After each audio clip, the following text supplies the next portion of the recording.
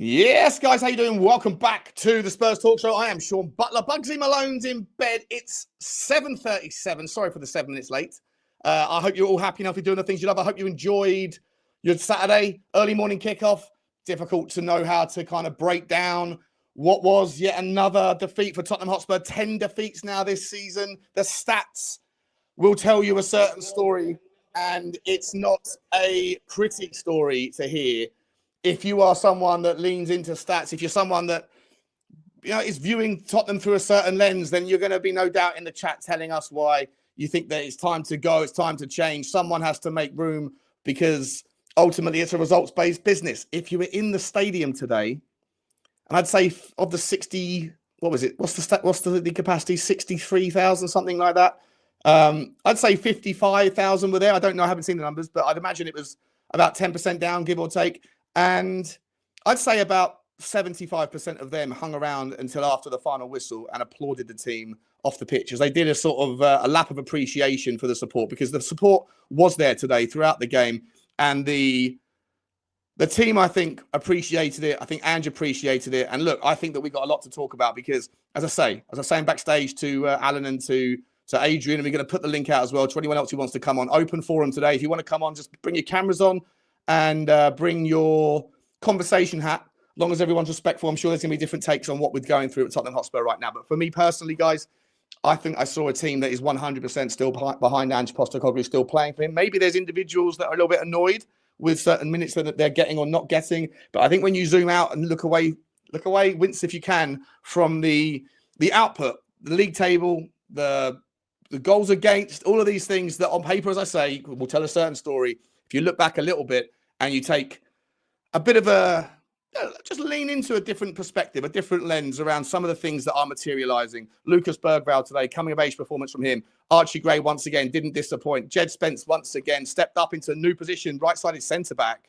And again, was absolutely, I wouldn't say at ease, but didn't in any way disappoint himself. Brandon Austin, we've got a new player, a new goalkeeper that hasn't been signed yet. Is he coming in to challenge for the first team? According to Fabrizio Romano, he is. How do you feel about Brandon Austin? We want to get all of your thoughts, guys.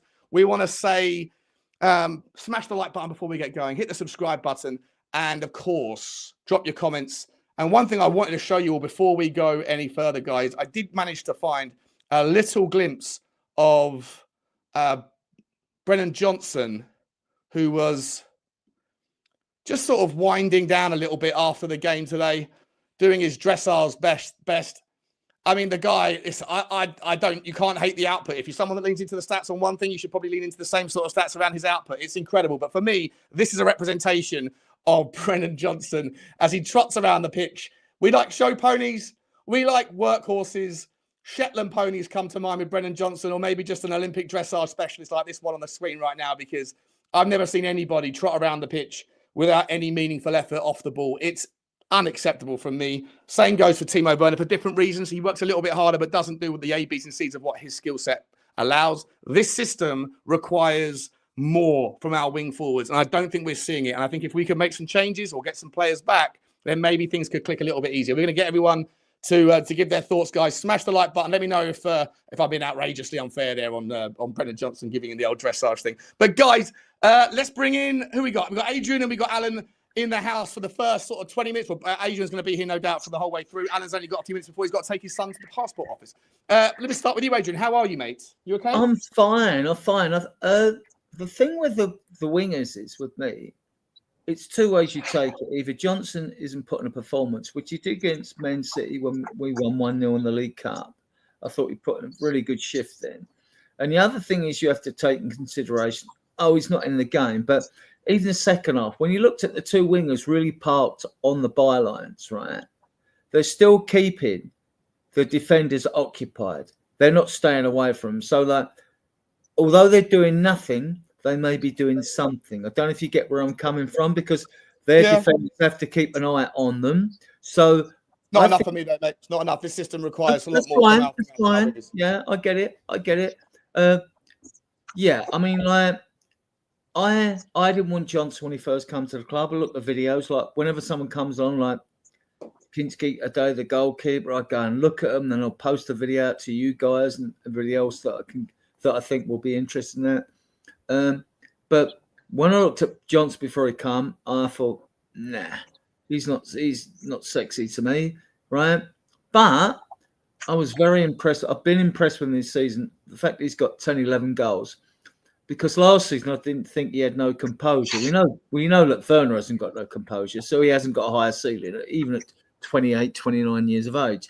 But Johnson's still a kid at 22, 23, and he's shown composure. The first sign of it was all the abuse he had when we played Coventry away in the Cup, and he chipped in the first goal, the winning goal after Spence scored the equaliser, I think it was. So, yeah, and I thought, you've shown me something I haven't seen before. And then he's banged in a couple of goals in the far corner when he's been on the right. And I thought, you can finish. I don't think anyone's doubting his finishing, mate. I think it's just more about the work. And let me press pause, because I haven't even welcomed in Alan yet, and I haven't said hello to anyone in the chat. We've got a long time to get into the specifics of Brennan Johnson. Just bear with me 1 second, AJ. I'll come back to you once I finish your point there on Brennan. Alan, how you doing, mate? Welcome to the show. You okay? Yeah, doing all right. A little tired. It was a very early morning. Yeah. Wake up. Yeah, 8 hours behind. And I got up because I was on the pre-match pump up for the We Are Tottenham TV. So that was that. So I was up at 2:40 this morning, and then for a 3 in the morning show, and then 4:30 game. Unbelievable, man. That's the effort that you guys overseas make. I know the what's it, Dark Sunji, the man who is a frequenter of the Irish Hotspur mainly. He's over in Korea. I know that I'm not sure if it's the evening games or the Saturday or Sunday games. Well, I think it's the evening games of our time. It's like 3 o'clock in the morning for him as well. Anyone that lives, 7, 8 hours away, west or east, has have to really put in a shift and show their dedication to the cause. We appreciate you, mate. We appreciate you. Let me quickly say hello to everyone in the chat, and then we'll get back to big up to the chat. Yeah, shout out to the chat. Let's have a look who's in the chat. Tony Rodriguez, big up, Ange. You, Tony. Ange out, he says. He's Ange out. Let us know. I might put a poll up and see where everyone's at right now. Adam Potter's saying, proud of the lads today. I really don't know what some fans expect at the moment. I think they are confusing their anger of the past 20 years and aiming at Ange. I said that. Big up, Adam. 100% Adam. I think the frustrations there are palpable with regards the perennial sort of failure. But at the same time, I also would say that, listen, to each their own. Everyone's entitled to their opinion, and it's not on this channel. We try to represent, I guess, both sides of the coin. So I'm always welcoming anyone who wants to come on and make their say. And by the way, the link is pinned in the chat, guys. So if anyone does want to come on and say your piece, make sure. Something off topic. How did your darts bet go? Terrible. Sorry, ask. I remember that. I heard about that. Yeah. Yeah, no, it's terrible. I was like, look, Luke Littler is fantastic, phenomenal, but Michael Van Gogh, and he's been around the block. He's only 37 or whatever it is, but he looks fantastic, and he's a guy that's got enough experience. Maybe just the heat of the final will get to Luke Littler. And at 5-2, I was like, there's too much value there, so I dropped a silly amount of money on it, and then I missed the first half an hour of the match because I don't know what happened. I completely forgot. Turned it on, and Littler was 4-0 up, 4 sets to 0 up, and I was like, for God's sake, well, absolute disgrace. But from the time that I turned it on, I think Van Gogh was a better player, to be honest. But it doesn't matter. Never mind, it is what it is. Let's see who else we got. Gavin Mills, agree, Adam. Alok will change. Nice to see that. Alfredo Oscarson. What a lovely name, lovely language as well. I love that O with the kind of bunny rabbit ears, or is that like a kind of finger, like a wishy fingers? So everyone who is on, especially Savile Ostel, I apologise for bad manners. We often do not share the same opinions. Don't know what that's about.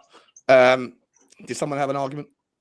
Oh, well, never mind. Don't worry about it, mate. It happens. I did the same thing a couple of days ago, so don't worry about it. Big up, chat. Looking forward to Sean dissecting the performance. There's smash, like, and sub if you haven't.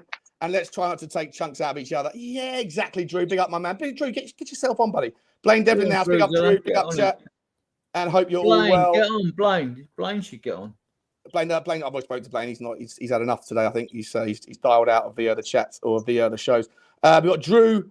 Big up, Drew. We've done Drew already. Anna Dawes, 2 losses away from the total losses of last season and still yet to play everyone. We've already lost to enough. We've already lost to, I think that's 10. Enough is enough. We are in free fall. See, this is the kind of disparity the dichotomy of opinions.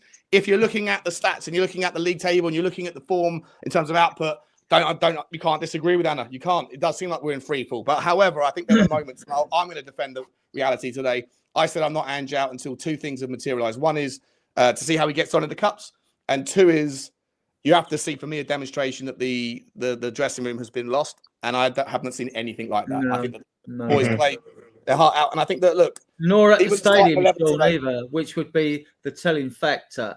I mean, like if it got toxic in the stadium, then I would start to get concerned because I'm fully Ange In, right? I'll admit it, right? But if it got toxic there was one chant of leaving, and even at the end of the game, all right, a lot of people left, sort of leave early on the final whistle. If you win, they all stay for the, the Dreams of Desire song and all that.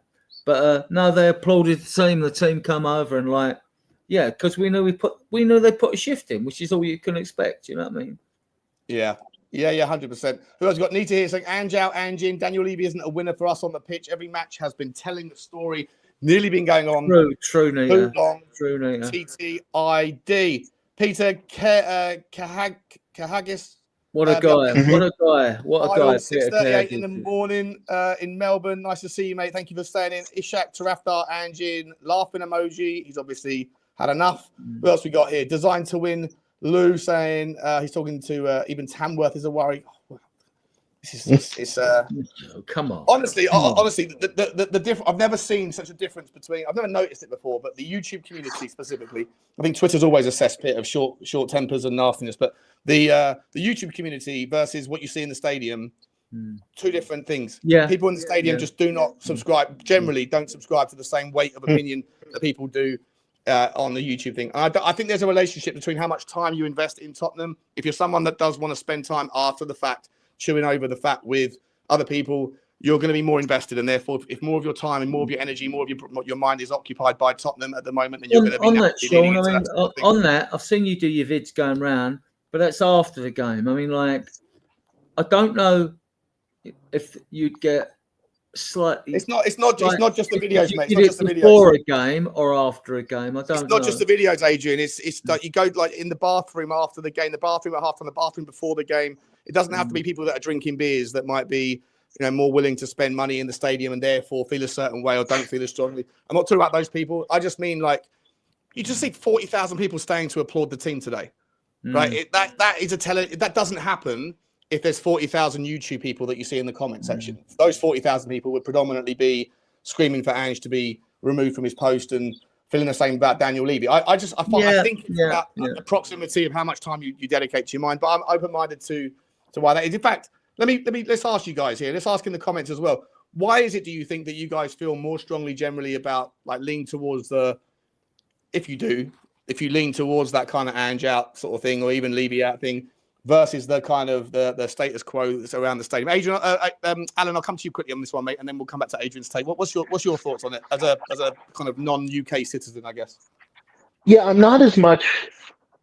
I'm not really Ange out again, but it's more for the team than it is for Ange or for any coach. I'm just about not destabilizing the team midstream, and I feel like it would be horribly disruptive to get rid of a coach mid-season. We've seen what happened when Conte left. It was very disruptive to the season. Everyone was up in arms over Stellini and Mason, and it wasn't a good time. I remember it not being a good time, and I just don't want to repeat that again. And the fact that I don't believe that any manager, even the best manager in the world, whoever that is, can come into a team halfway through the season and make the difference that everyone's looking for and put us up to fourth or win us a cup or whatever. I just don't believe that anyone could come in and do that so quickly. And it just doesn't make sense to me. So I would rather give a man. It's also not all that fair to the manager to force them in halfway through the season and expect that they're going to come out with a much better result than where they already are.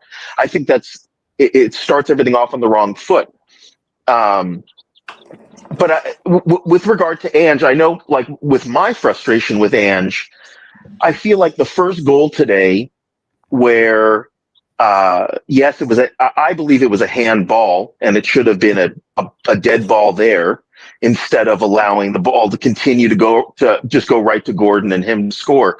But we were trying to play from the back, which is an Ange strategy. He likes to play out from the back. He doesn't like the goalies to kick it far and kind of play counterattacking football. And that's Ange's style. I don't like seeing that because it didn't make sense. It just didn't make sense. I think it was both goals, or there was almost a second goal for the same issue, playing out from the back when it really wasn't suiting us. We don't have the defenders who know how to do that as well as necessary for this kind of system. We kind of have a ragtag group in the back on life support. And that's sort of where I feel like we need to adapt a little bit to the squad that we have. I know everyone should be following everything Ange says as he's the coach. However, the coach, I would hope, would recognize that his squad isn't capable of what Ange is truly looking for 100%. And anything less than 100%, we've seen what happens within the cracks. Teams get in behind us and exploit us. We have a hard enough time to deal with that as it is. We're making it harder on ourselves by playing out from the back that way. It's just, we've seen too many times where Forster gave it away, or Vicario gave it away, or Brandon Austin accidentally kind of gave it away. It's just, we don't have the defense that know how to do that as well as needed to be successful in Ange's style. And I feel like that's where Ange is losing me. It seems like he's purposefully blind to that, or if he isn't blind to it, he's willfully ignoring it for the sake of this system. And I think that's where I start to lose a little bit of Ange in, but I'm definitely not Ange out, and I'm not Levy out either. I'm used to owners that are like Levy here. I mean, we got Jerry Jones, we got all kinds of owners, and they're only in it for the money. They don't care. And they'll develop the area around the stadium, and they gentrify, etc. Yeah, find little they pockets of money. gentrify stuff. Exactly. So the only thing that I lament about Levy is, with Levy, I know what to expect, which is an owner who will not invest what I would hope he would invest into our first team men's side. And that's heartbreaking to know that, wow, if we could only get this player, but we can't because of our owner. That's sort of the frustration I think that everyone feels. It's just there's a group of people that feel it so strongly that they're Levy out. I don't know how much protesting is a business. I mean, the guy, it's like protesting in front of a small business or something, or like, we want you out. And they're just like, look, we own this area. You're on my land here. Go away. You're trespassing. It's just, it doesn't make sense to me. Levy's only going to go when Levy wants to leave. There's no amount of complaining and fist wrangling that's going to ever get him to go until the money's right. So if you want Ange out, if you want Levy out, in my opinion, you just kind of have to find him a replacement, someone that's going to buy him out, or buy enough of him out that he is no longer in control and no longer has a say in the system, within the organization. Yeah, which isn't going to happen anytime soon, is it? It's never going to happen, is it? I don't think the juice from the lemon is worth the squeeze by sacking Ange. At this stage of the season, a new manager comes in, or coach. If you pick pairs of the coaching staff, and we got 6 coaches in the staff, like, the fans would complain about that anyway. And then what? You're going to bin a season, right? You're going to bin a season basically because you're excusing the new pair or the new manager that takes over. I mean, to me, that just doesn't work. You're better off sticking with Ange to the end of the season. We're not going to get relegated or nothing like that. We may finish halfway in the season, but we've got 3 cup competitions. You're going to risk throwing them away? No, you don't do it. I mean, to me, I'm fully Ange into the end of the season. I'll judge the system after that. The first season, we finished 5th. with loads of injuries, no Harry Kane, suspensions, blah, blah, blah. This season's been worse. He's been dealt such a bad hand, right? And I get it. It's going to be on results at the end of the day. You know, there's no sympathy towards that. But, like, there should be some consideration in the fact that, like, what he's had to deal with. And he ain't moaned about it. That's what I like about it. He hasn't moaned about it. It is what it is, mate. And, we go with what we got. And, no, I think I like him. I mean, I find him engaging, actually. I mean, like, I do like him. I'm fully Ange In. But I would do it at the end of the season. If we get players back and we don't improve in our results to the end of the season, my views will probably change then, right? But not at this particular time, not now. It's the wrong time, right? We're going through a difficult period, right? But we know the squad. Look, the way we played against, the way we played at Newcastle at home, right? You see the way we play against Man United away and Man City away and we spanked them, yeah? You'll get some fans say, oh, yeah, because they're rubbish when we play them and all this. But you get that always from some section of fan base. It's as if they don't want to take pride in an excellent win away. Now, how many teams will ever go to Man City and win 4-0, right? How many teams would actually do that? You know, I doubt Barcelona or Real Madrid would go there and do that, to be honest with you. That's right, Adrian. To be honest, mate, I was expecting there to be more of the two of you or anyone else who wants to come on. As I say, guys, the link is pinned because I do want to get a fair, reasonable balance here because I think that at the moment the comment section is leaning one way. I think there's still popular slice here of people that are saying that it's not good enough. If it's going to be the three of us, I'll take the other side of the coin for the purposes of making sure that it's balanced because I do think that there are a lot of red flags on show here, and I do think that we have to kind of call them out in the interest of making sure that, let's say, but the balance, we talk about balance, we're at level playing field. I've got some comments I want to go through from Ange, and we'll start with Ange. We'll come back to Brennan Johnson. I know we started on Brennan Johnson. That was my fault for bringing out the dressage thing too soon. But we'll come back to Brennan Johnson because I want to go through all the players individually because I think some of them today were superb. Some of them were really disappointing. We've got Drew Ziller in the house. Big up, Drew. How you doing, mate? Good to see you, buddy. Drew, what's up, buddy? It's not because of Drew. I got to drop. It's not because of Drew. I got to drop for a little bit, and if I can, I'll come back on. Right, all right, Alan. Nice one, mate. Yeah, no problem, mate. See you soon. Cheers, boss. Thanks for coming. Later, guys. Before we go, Sean, can I just say to like those that talk about, I mean, what gets me when they talk about he doesn't adapt. Adrian, before you do that, mate, because I've got a few things I've got to do first, mate. It's a bit of admin, sorry, and I want to also bring to attention the poll. So we've got a couple of super chats here. Fluffy Corell, 1882, love that. Great name. Big up Donut, he says. Thank you very much. So, yeah, I love the Donut. I call everyone a Donut. I appreciate you, mate. Hope you're okay. Tottenham till I die. That's Dermatron. Big up Dermatron. Says, I'm really proud of the boys today. I hate losing, but if we try, I get it. So Ange In, we trust. On to Liverpool. Back the team, not the owners. Come on, you Spurs. Big up Sean.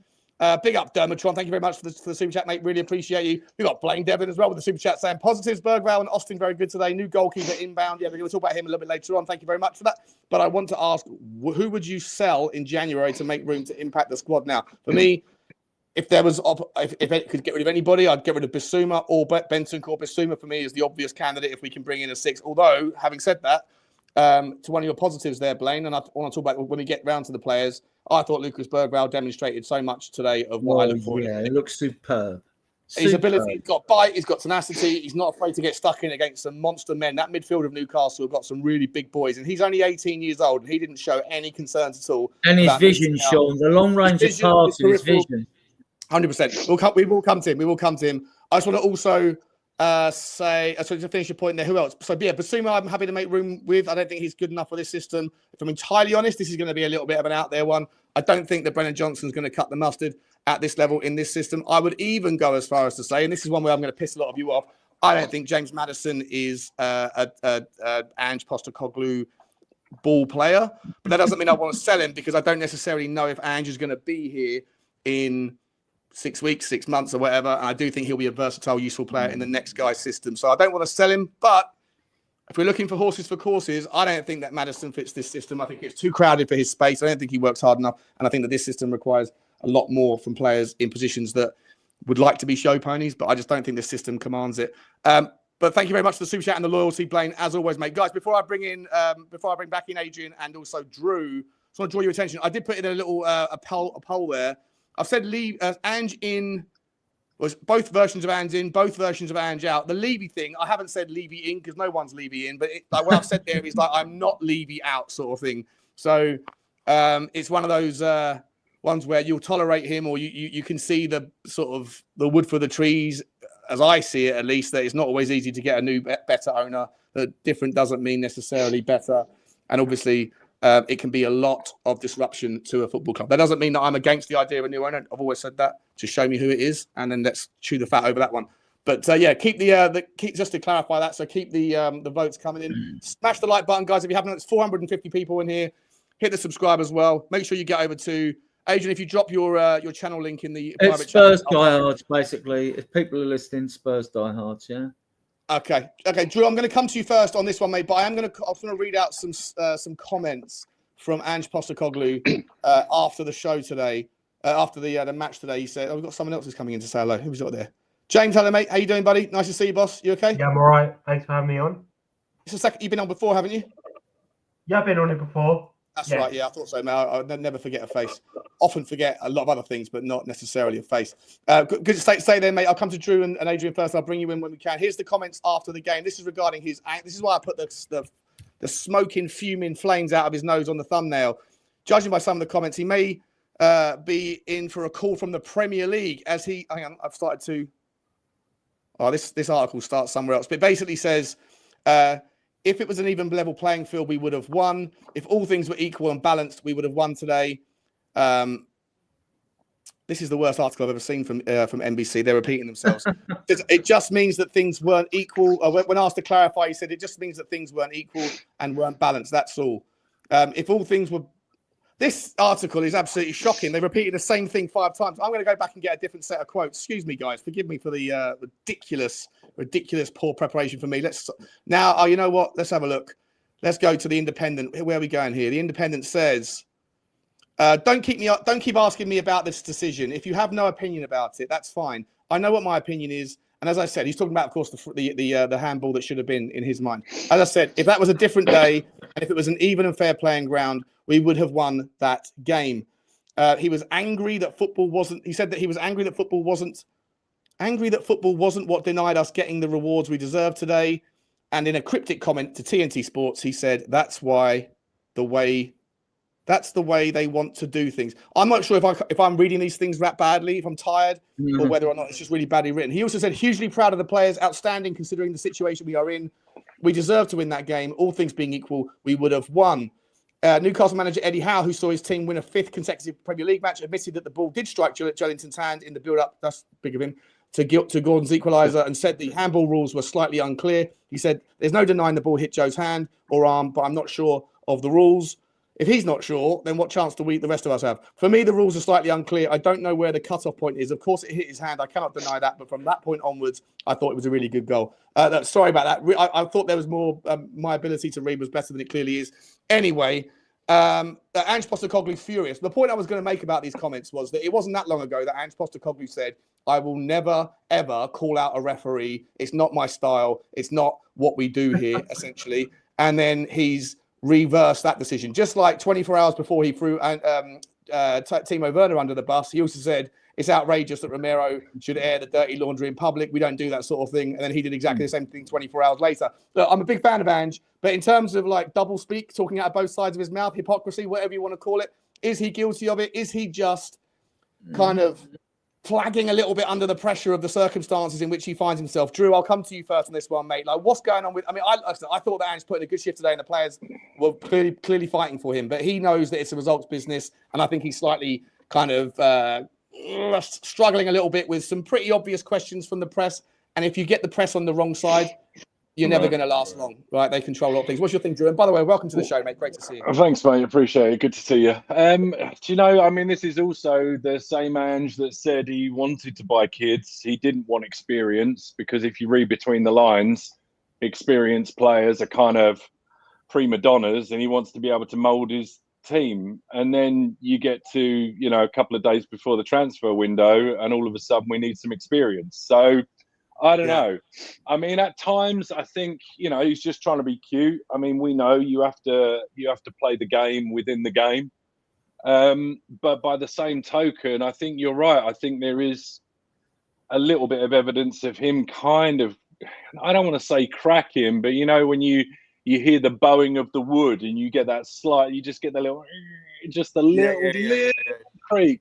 And I just think it's the size of the job. And, he's not the first manager, and he will not be the last manager to buckle under the pressure of something called Tottenham Hotspur Football Club. Maybe a lot of this guy saying, Mark Nevin saying, Sean, the quotes are actually accurate. He just repeated himself 5 times. I just thought it was a horrendously written article where let's just copy and paste that thing. Apparently he did so. And that, you don't repeat yourself 5 times if you're thinking clearly, right? He's not someone that struggles with the English language. Well, he did look about as close to a short circuit as I've seen. Wow. Like, I've seen him get a little bit angry, but if you've not seen a couple of the pressers or you've not seen the interview afterwards, I mean, he's pretty livid. Like, I've not seen him this mad, and that's even, where was that one where he called out the journalists and said, "Don't question my integrity."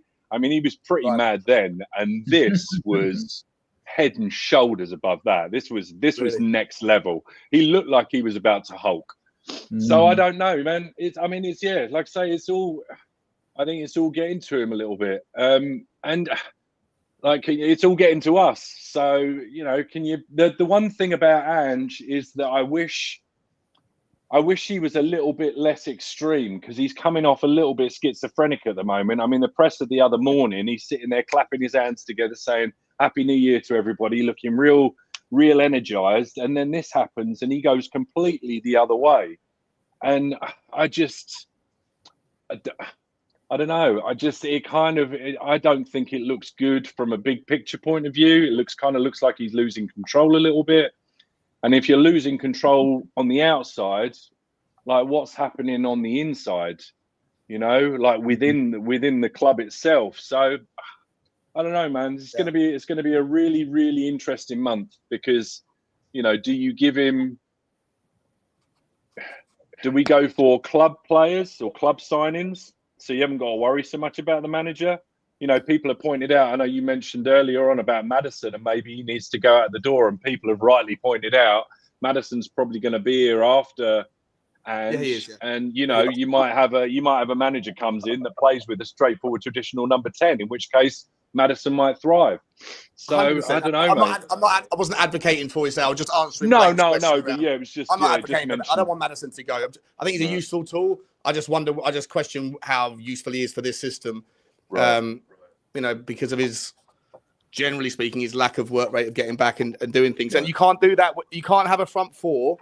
Well, I've said it 1,000 times. The way I interpret the system, you can't have a front four where 2 of them or more are not gonna track back and give the help. People going after Ange's high line, which I don't think has been that high, by the way, in the last month. I think it's dropped dramatically. And also, I think there's this kind of abdication of space in the fullback areas. Like, when they do get back, where's the help from the guys at the front of them? Like, at what point did the inverted fullbacks mean that our front wing forwards don't have to get back? Let me bring James in quickly, and I'll get Adrian. Well, not James quickly. James, take your time, and we'll come back with rounds at Adrian. Good to see you, mate. What's your stance on Ange Postecoglou at the moment? I want him gone. It's simple as that. I'm checked out. I was at the game today, funny enough, and I went up, and because we went on the train and stuff, and I was like, "What? Why am I here? Like, losing against Newcastle? Yeah, I know we can." Hello, mate. How you doing, buddy? Yeah, I'm completely checked out with him. I think he's losing the pressure. I think he's under the pressure. You can tell now he's starting to get angry. His tone is starting to get more angrier. I think he's starting to lose it, but he doesn't help himself. He's not helping himself. He keeps, he goes, "Oh, yeah. Oh, yeah. These are my players. I signed these players."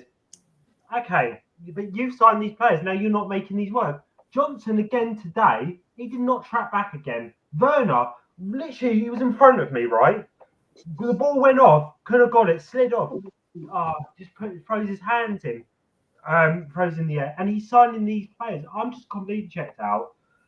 I don't know who would go next. Apparently, that Dortmund guy's linked. Ed, what's his name? Ed Terzic. I don't want him. He's another one-way man system. I think we should go for Simone Inzaghi in the summer. That's who I'd love. Simone Inzaghi. Okay, fair enough. Do you just quickly, James? Though, do you have any like sympathy at all for like the circumstances in which Ange is having to deal with as a manager of a football club that has no fit centre backs and that has, you know, wing backs, full backs, whatever that were wing backs originally, wing forwards? I mean, he signed off on a lot of these players, so you know, I like. And a lot of the criticism is aimed at the injuries maybe would or wouldn't have happened had it not been for this training regime. But you know, there's a lot of bad luck mixed in there, right? And I think it's remiss of us to not at least acknowledge the fact that yes, you got to deal with the cards you served, but at the same time, not every manager would surely struggle under this circumstance, wouldn't they? No.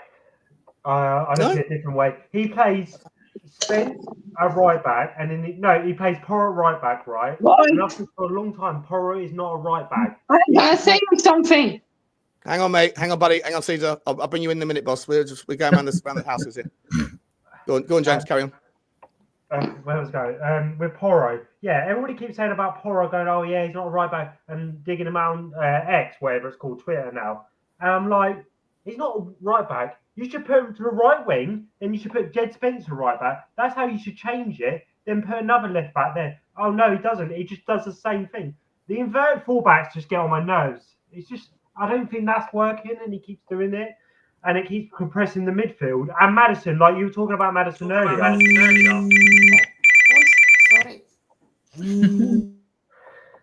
I don't think Maddison is playing, because you could see him today. He was playing as a number 8, and he's not a number 8. It's an out and out 10. Just don't get him in the box. And he was coming back and doing all this, and it's not working. I think this squad is good enough to get top 4, whatever you put it out, even without the injuries. I think you shouldn't be losing against Newcastle when you're 1-0 up. You shouldn't be losing to Brighton. I know we had all our players. It's just that is getting on my nerves. We're 1-0 up in Newcastle at home. Stop playing it from the back. The mistake caused us a goal from today at when Gordon scored his first. That's on the manager, because he keeps playing out from the back. Just whack it long. We whacked it long all day today. Pardon? Yeah, we did. Whacked it long all day today. We were whacking it long like not for the first one, and then we played out from the back. Then it got hit. Then it goal. Some of those. Yeah, hold on. That's not on Lucas Bergvall, nor is it on Brandon Austin. It was a terrible pass. I forget the ball who received it. Was it Archie Gray who tried to feed it into Bergvall's space? So that's on Archie Gray. But I'll just whack it long, then try and header it on, try and do a bit of that. And then we sit back when you're 1-0 up. You don't go full gun ho, sit in there, hit on the counter, get a second. But he's just telling them to do the same thing, and it's the same thing over and again that happens in each half. It's ridiculous. It's his fault. It's on him, because he needs to change up his tactics. Again, I keep saying that all the time. But I'm done. I'm fed up with him. I'm sorry to put that out there, but it's done. James, when you talk about changing tactics, right now, I'm stuck between when fans out there saying he doesn't adapt or he doesn't change his tactics, right? I wish they'd explain what they mean by either of those two. I mean the inverted fullbacks. Well, no. If you're talking about changing a system, right? Imagine Ange goes into the training ground tomorrow and go Hotspur way, and he goes like, all right, guys, this hasn't worked. What I've been trying to teach you for 18 months, it's rubbish, right? We're going to change. We're going to play this way, right? Hold on. How do you think the players are going to take that after he's tried to instill a system into them for 18 months and they're talking about changing it? The only difference I honestly see with the high line with Ange and the high line with Liverpool, Arsenal, all possession-based attacking football sides, good sides, Man City, the only difference I see is not this hype about, oh, he's useless, it's suicide football. All I see is that one fullback inverts, which is Porro. I don't see Udogie inverting as much as people say he does. That's not my perception, right? So others are entitled to their opinion. That's not a problem with me. I don't see it, right? But if you're going to come in and you're going to say, right, I'm going to change everything, sorry, it doesn't work. And if you bring another manager in to do that as well, it's going to change the whole system. What, when we're in 3 cups, where we are now, and you're going to change things? To me, weak stuff. No, but this is the thing. To me, formation as well. I'll be honest, to me, it's suicide. To me, it's suicide. One at a time, guys. One at a time. Go on, James. Go on, James. I remember Pochettino, he used to go from a 4-2-3-1 to a 3-4 in game, and he used to adapt like that. And then we would sit off teams. This guy, 2-1 down, just keep doing the same thing. Pass out from the back, whack it long, keep getting long. Even when we were like in the 90th minute, we kept on playing out from the back. Just whack it long, get up to Son. This is what I mean. He doesn't really. I don't think he gets the gist of it. And I think it's not panic football, then, James. I don't. Just whacking it long. Is that not panic football? No, but it's when you're 1-0 up, you should be winning 1-0 up, and then keeping off teams. Then just whack the ball out. Stop playing out from the back to cause the first goal. That's what I'm saying. I'm not having to go anything. I'm just saying. No. Just quick, Adrian, 1 second. Adrian, just one second. Guys, people that are trying to get into the stream, Caesar, I'm trying to add you back in, but every time I do, you just drop out. I don't know what's going on there. And Roy, if you want to come in, mate, I love you, man. I know I've seen your face before, but can you put the camera on, buddy? I can't stand non-camera access, if that makes sense. But if you can do that, buddy, then you're in. Sorry, boys. Yeah, listen, look, it's good debate. I personally think that James, I think you're. Oh, he is. He's there. He's got the camera figured out. Cesar, try again, mate. I don't know what's going on. I keep trying to add you in, and then you just keep disappearing. So it's very strange. Roy, welcome to the show, boys. I just got to sort of clarify with James here, though, mate. Are you saying that you don't see any different now between the system that Ange's played, like for example, employed today, whether that was by design or by the? I personally think that he said to Brandon Austin, "It's your debut, 9 years at the club." Lot of pressure. Don't necessarily worry so much. If you're under pressure, just smash it long. We hit the ball long more times long today than we have done in the entirety of Ange ball combined. Right, the line was dropped 20 meters today when we had the ball as well as when we didn't. I think that this was the first demonstration of with the exception of against Manchester City away, when obviously we were penned in, and I think that was obviously maybe not by design, but just by the way that the game shook out. But I don't subscribe to this notion that we're doing the same thing today that we did in previous games. And if you do, I'd just love to understand how you come to that conclusion. I come to the conclusion because if you're playing that inverted fullback, even one inverted fullback, Porro and Udogie are better out wide. They can just cross balls in, and Udogie's actually very good at getting the box. And Porro kept on playing inverted. I saw him today constantly keep doing it, and it's leaving a big gap. Porro was shocking defensively, but I keep saying to people, because he's not a thing, he was always out of position. When Gordon was on the left-hand side in the first half, he was always out of position because he's in that inverted fullback. I know he'd be out there, but I don't see any difference in it. I just see the same things. Just keep playing out from the back constantly. Keep doing it. But it's just not working. He put the cross in for Solanke's goal. What, in the inverted thing? No, the goal that we scored.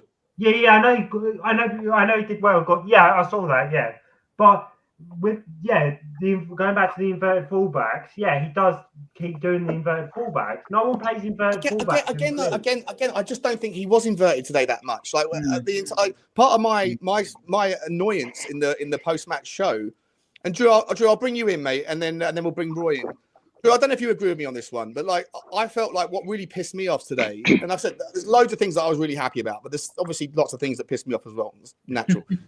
One of the things that pissed me off was Brennan Johnson was just standing in the way of Decky when Decky drifted right wide and Pedro Porro joined the attack. Pedro Porro wasn't joining the attack inverted. Pedro Porro was going further wider. They're like trying to overlap Decky on the outside, and Brennan Johnson was just standing there doing his dressage, trotting around thing like a horse at the Olympics, and it pisses me. I'm like, get out of the way, make a move, do something. But you're cramping everyone's style. If this system, as I interpret it, this system is over to you guys. Figure it out, right? The system, generally speaking, we stick to this framework, but how it looks, you can figure it out on the pitch. I've said 1,000 times that requires and expects a hell of a lot of young players to be able to not only worry about their own game, but also to be on the same wavelength of players who have, in the case of Decky, an unbelievable amount of confidence at the moment and a tenacity. He was the captain today.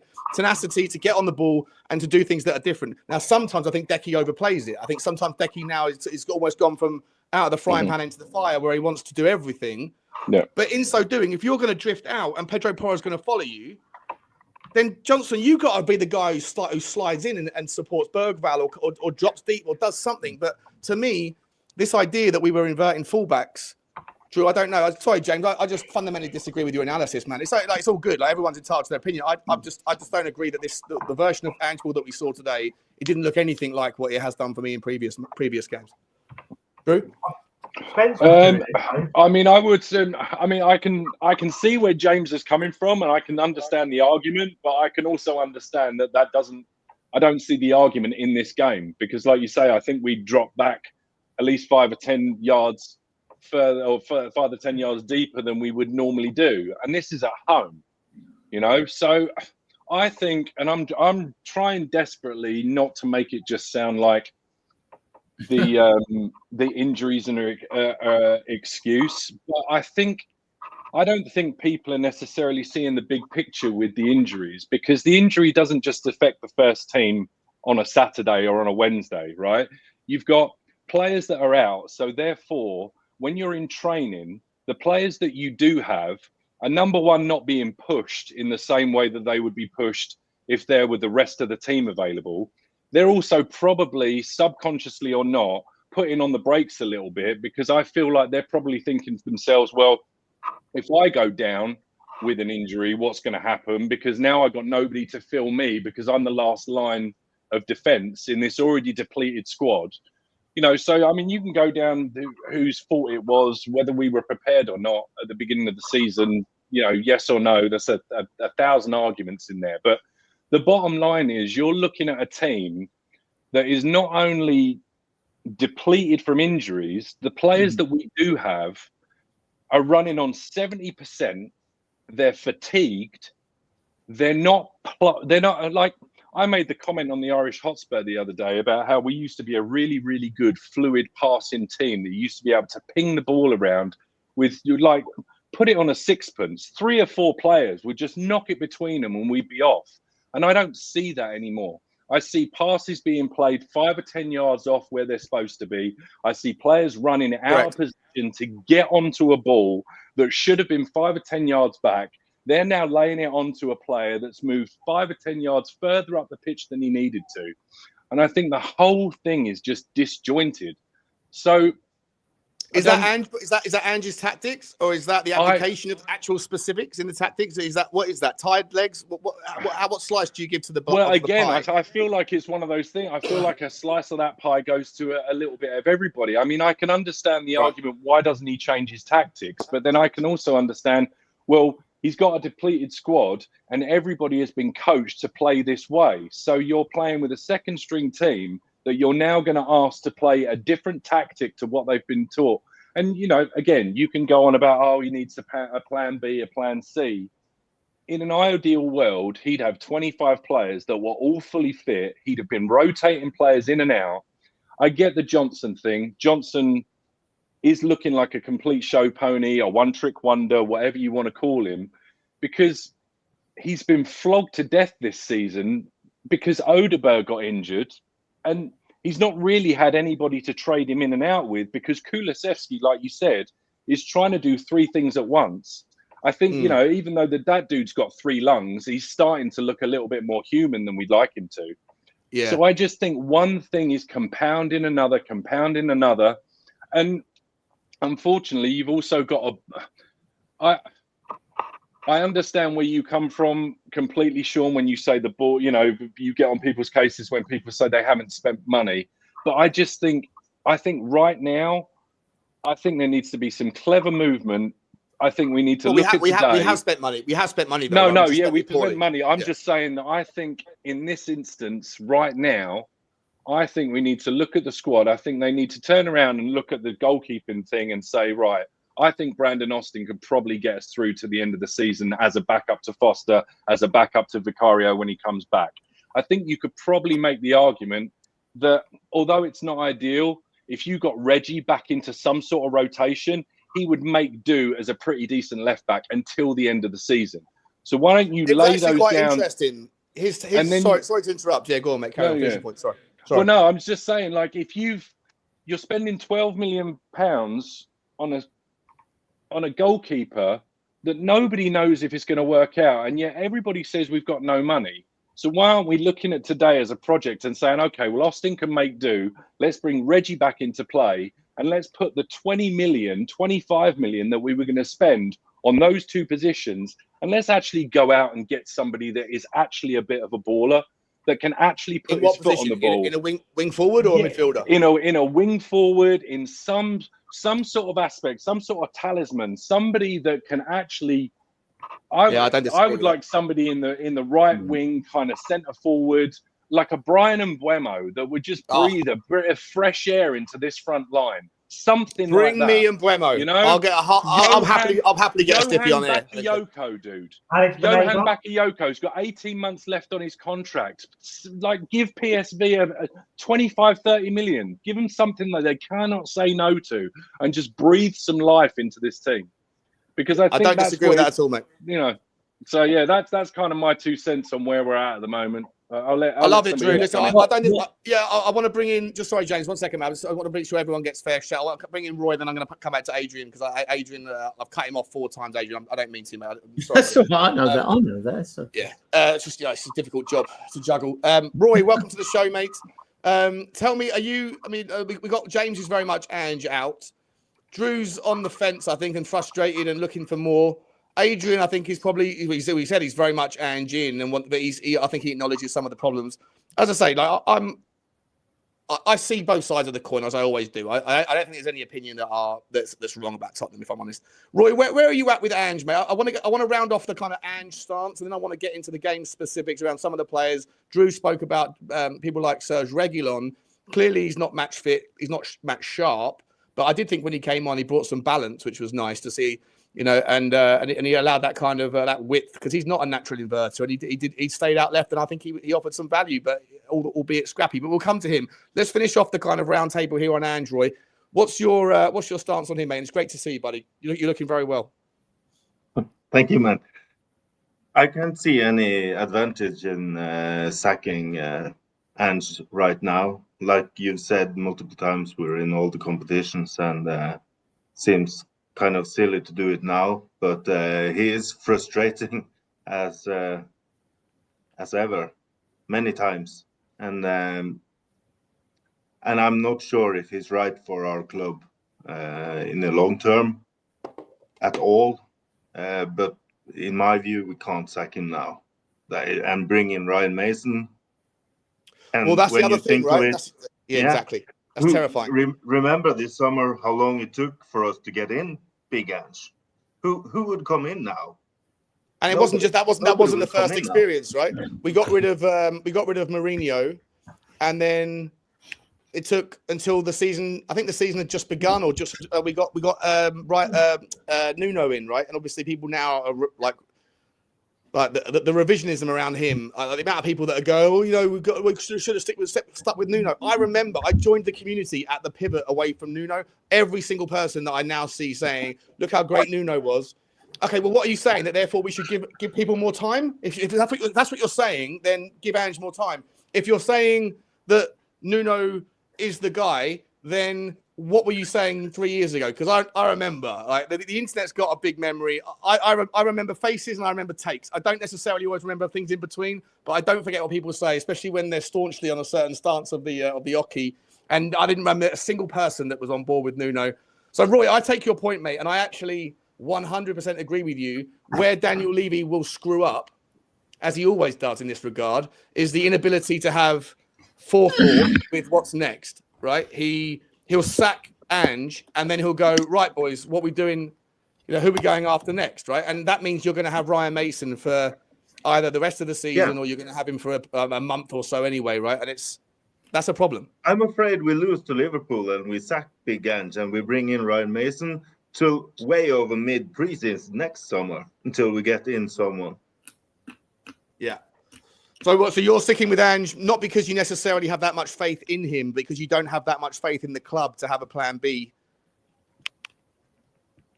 Yeah. I'm not convinced with the plan Bs we'll have this last seasons, and I think it's exciting to see when the team are playing well, but the squad is shattered to pieces now, and we can't. I don't think we can judge completely now how it could be. And I've also seen that he doesn't make the changes during early season when he played Romero. I don't know how many points Romero has cost us alone. Dragoshin didn't come in before anyone got injured, so he doesn't rotate. That's we could say that he hasn't made it easy for himself. You're right. You're right. Yeah, you know what, Roy, smashed the nail on the head. That last sentence there. What Ange is guilty of for me is he makes it so easy for people who want to blame him because he chops and changes his mind. He says one thing and then reverses it the next week. He says things like, "I'm never going to change." Like if you don't embrace the idea that what you're doing might not be working, and you're telling the entire footballing world nothing's ever going to change, even though in reality I think things are changing, but you still see people don't notice it because all they've heard is Ange is never going to change, and then they might not be watching, or when they see a loss, they just assume it's for the same reasons and the same style of football that's the ultimate kind of catalyst for that. Whereas he doesn't need to be that way. I've said 1,000 times, it's a hill that he doesn't need to die on. But brand Ange is obviously important to him because that's what will get him his next gig. And I think it's cutting your nose to spite your face. Adrian, let me bring you in, mate. Unless you've got anything more to add to the Ange conversation, I think we've kind of covered where everyone's at.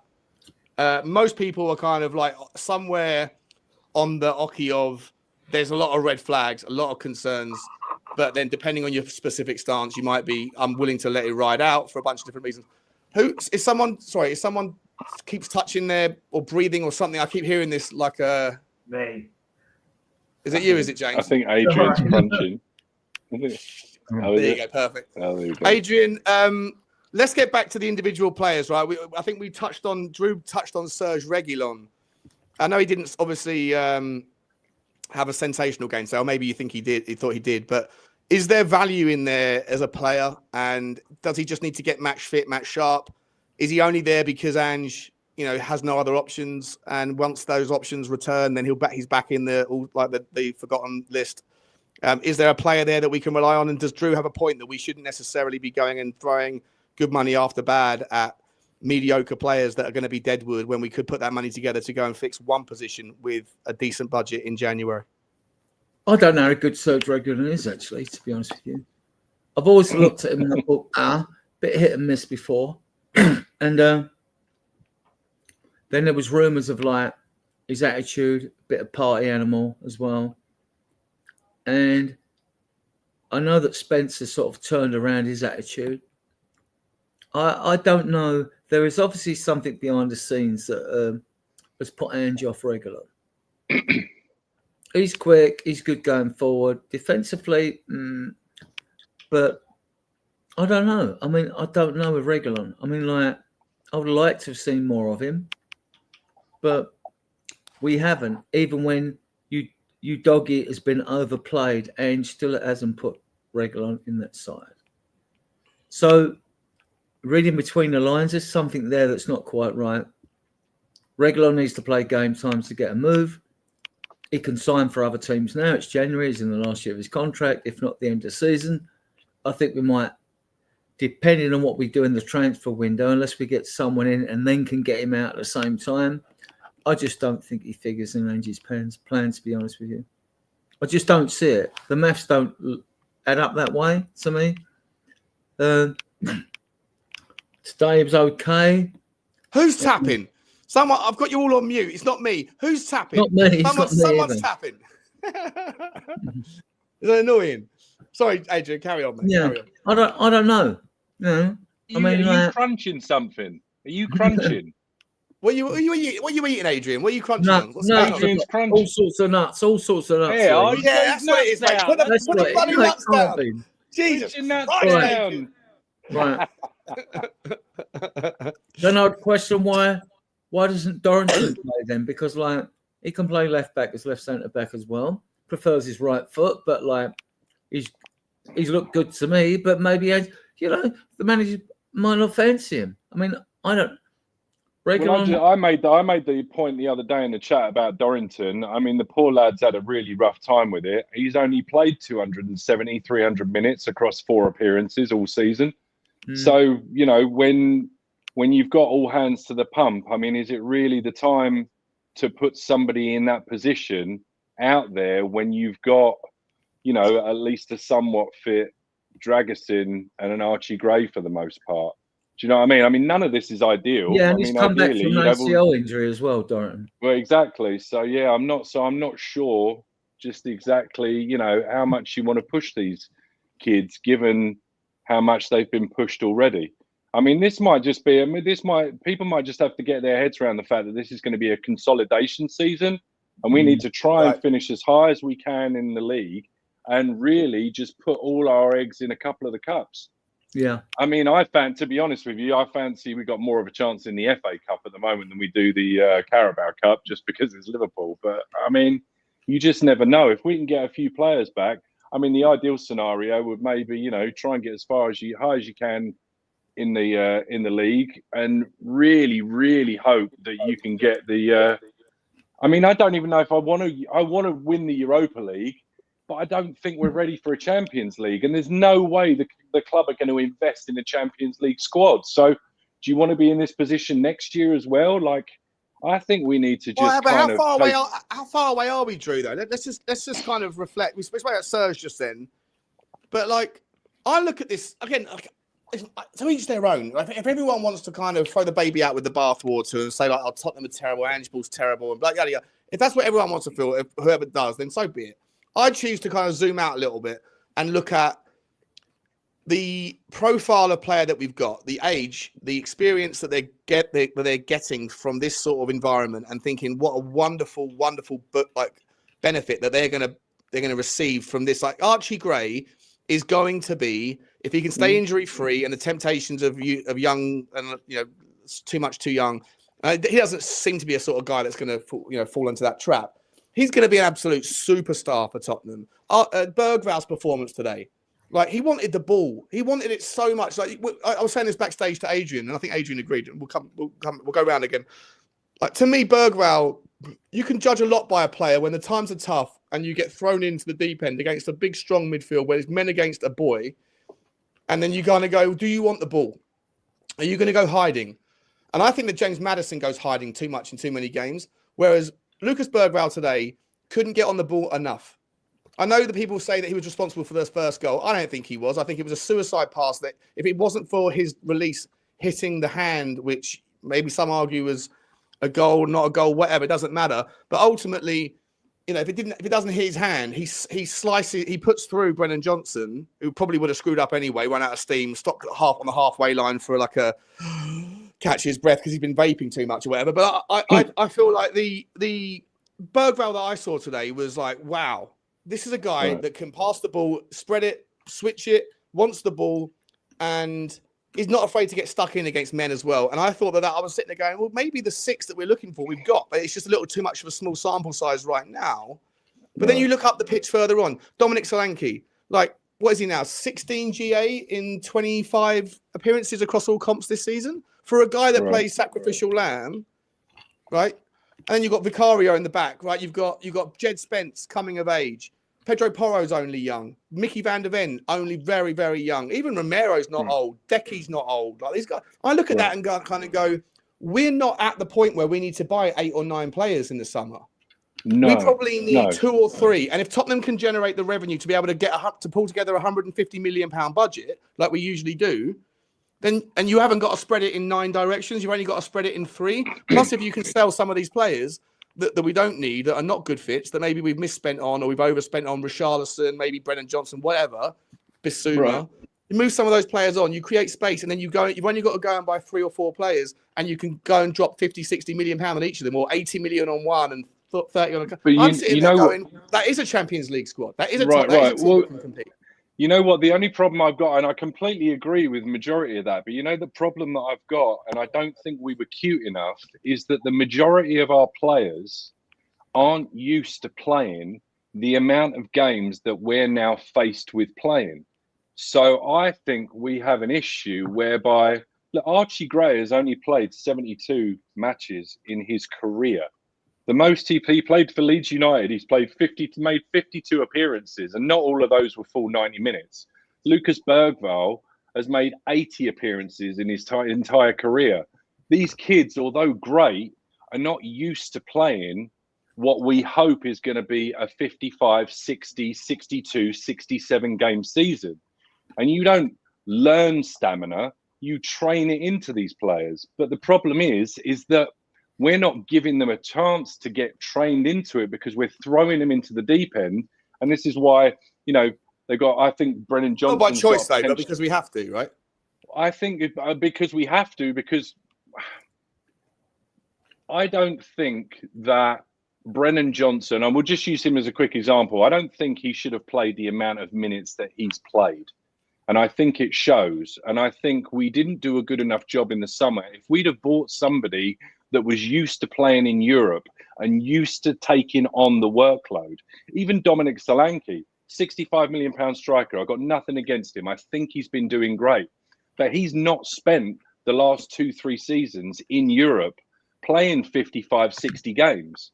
So I just think we were a little bit naive in thinking that not only could we get away with a light squad, we could get away with a young squad, we could get away with a squad that hasn't had the stamina built into it to be able to do not only what Ange wants them to do, what the club wants them to do, what the supporters want them to do. We're fighting on 4 fronts.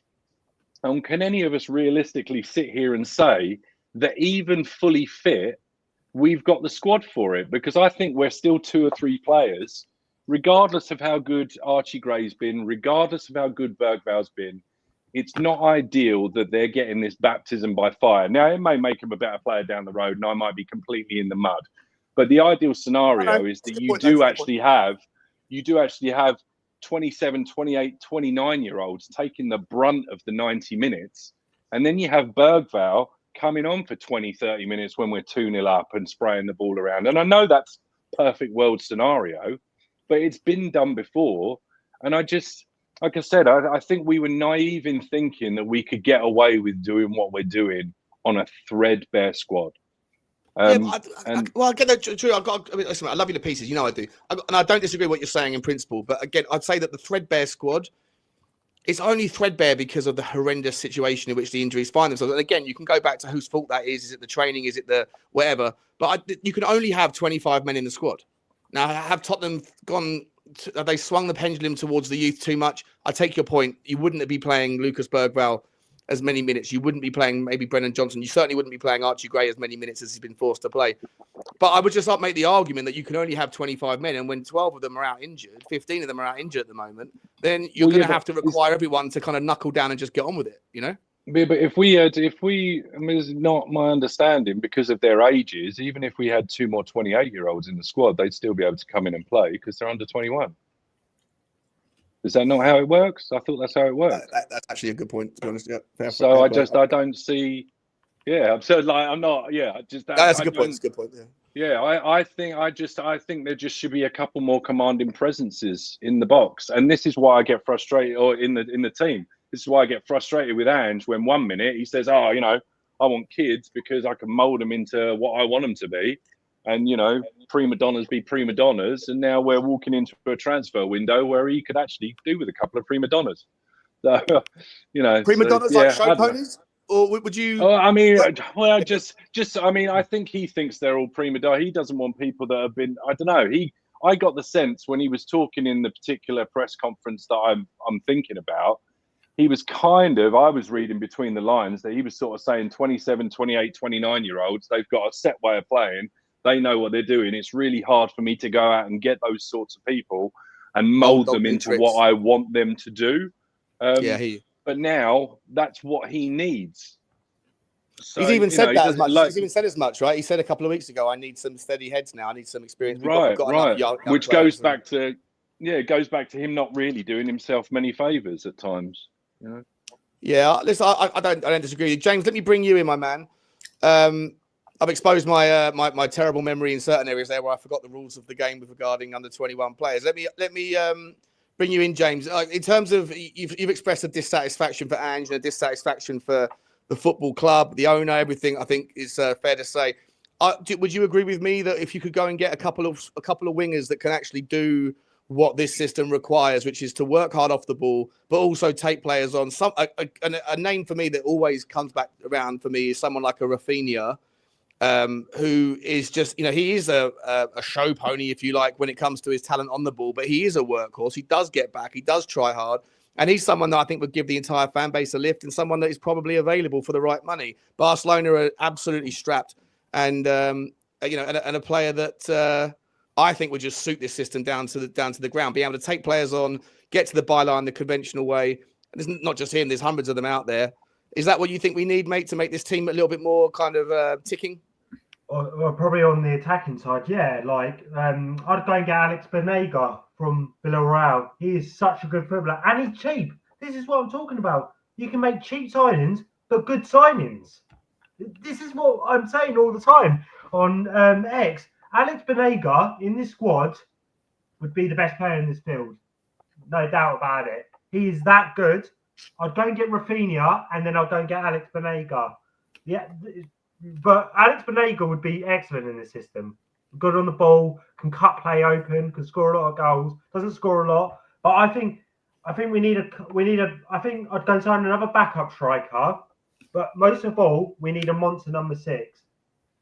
A monster 6. Okay. Yeah, listen, I've been calling for a 6, monster 6, a B666 for a long time. Is I was saying to my dad, because we watched the game, and I was like, how we did not go and get Sandro Tonali in this squad, I will never understand that, because he would have been so perfect for it. Like, no, in the way we would have played, under Conte. I'm not going to talk about Conte, but even if you have him, he can still break up stuff. He was doing it today. So I think, like, 2 attackers would transform this team. I still would have criticisms with Ange, and I'd still go, yeah, I want him out and stuff. But I don't know. But maybe if we get 2 proper attackers, maybe, yeah, this would work. Maybe it would. If you're a manager that wants to play attacking football, and you want to outscore your opposition, you need players that can do what they said on the tin. And I look around our squad and think Sonny's clearly on the decline. He's riddled with like a lack of confidence, and we need that kind of succession. I don't know whether Heung Min, let's spit on that thing, is the guy. We'll have to wait and see. But he's obviously 18 and untested at this level. Adrian, I'll bring you in, mate. Where would you what sort of players would you like to see? Any names specifically? Any names that you'd like to see to come in and sort of help us out in the front end? Because creativity for me is a big problem at the moment. Front end, yeah, that's more difficult. I sort more like at the rear end without being rude. I would, although we need experience, I would take Patrick Dorgu tomorrow. Yeah, class player. In midfield, I would take Edison if we could get him. I would take Fratesi. Up front. Fratesi, yeah, good player. Yeah. Faglioli can't. I think he plays for Italy, but can't get games as well. What about this guy from Lord Rodney Trotter? Not Jurian Timber, his brother. Timber. Is he? He's the brother of the Arsenal player. No, yeah, Quentin Timber at PSV. He's 6'8", 10", but he's 6 really. He's a wonderful player. He's like an absolute strength. Maxime Cacaret's a good player in France. Maxence Cacaret, yeah, he's incredible. Love that guy. And he's available. You've got Olivier. There are a lot of players out there. I mean, like strikers and wingers. I mean, like I really like Mikey Moore, who we've got already. Yeah. I mean, we keep looking abroad, and then when we're looking at younger players, thinking, hang about, why don't you think our young players aren't as good as the foreign young players? We've got some cracking young players at the back. I mean, I like Phillips and Dorrington. I watched every under-21 game last season. But I've watched Vuskovic. And although Dorrington and Phillips are huge talents, Vuskovic to me is better than either of them. Is he ready to come in, though, and be a part of the he first team? He can't come in team? because he's not 18 till the 24th of February. No, right? I mean, not now. I mean, but like next in the year, summer, I would ready? bring him in. I wouldn't loan him out. I mean, that's just me because I really like the player, but that's only my perception. I mean, others might disagree. So fair enough. In the front, well, if Barcelona have really got problems with Dani Olmo, I'd take him somewhere. I think most of us would actually. We'd all take Dani Olmo. He's not going to come, though, is he? He's not going to come. No. What about Antonio Nusa? Would you go back to PSG is interesting because they paid about 74 mil for him. And Who, sorry? 60 mil for him. You see, that sort of price, Muani, when they got him from Germany. Yeah, Kolo Muani, yeah. That's the sort of deal you'd more likely do in the summer. Although you'd go to teams like PSG and Barcelona because you know they'll have an excess of players in the squad. Whereas in January, no team is going to sell a player if they're fighting relegation or challenging for honours. So the only chance you're going to get a player off of them is if they've got 3 players in a position and they can afford to free one up. Or you pay them money that if they're financially in trouble, like Maxence Caqueret, it's a perfect example, right? Leon are going to go down. Even if Leon finishes first in the league, they're going to go down. Exactly. Because they've been hit with essentially a technical relegation unless they can get their books. And he can play defensive midfielder, sort of central midfielder, attacking midfielder. He can play all those positions, right? So, there are. And let's be fair, there are a lot of midfielders out there that you can go for. Loads of midfielders out there. Loads of midfielders. There's loads of wing forwards. There's loads of wing forwards as well. There's so many of them. We just, I don't know whether. I mean, I liked Hojbjerg when I was at Burnley, but his, he came for the PSG. This injury is insane, though, isn't it? Whatever's wrong with his company really raved about him when he came through the PSG academy and he ended up at Burnley. Vincent Company raved about him. So I haven't seen enough of him, big enough sample to Hojbjerg looks like the sort of player that you need, but again, he's coming back from injury. Is he going to have that kind of confidence? It's going to take time.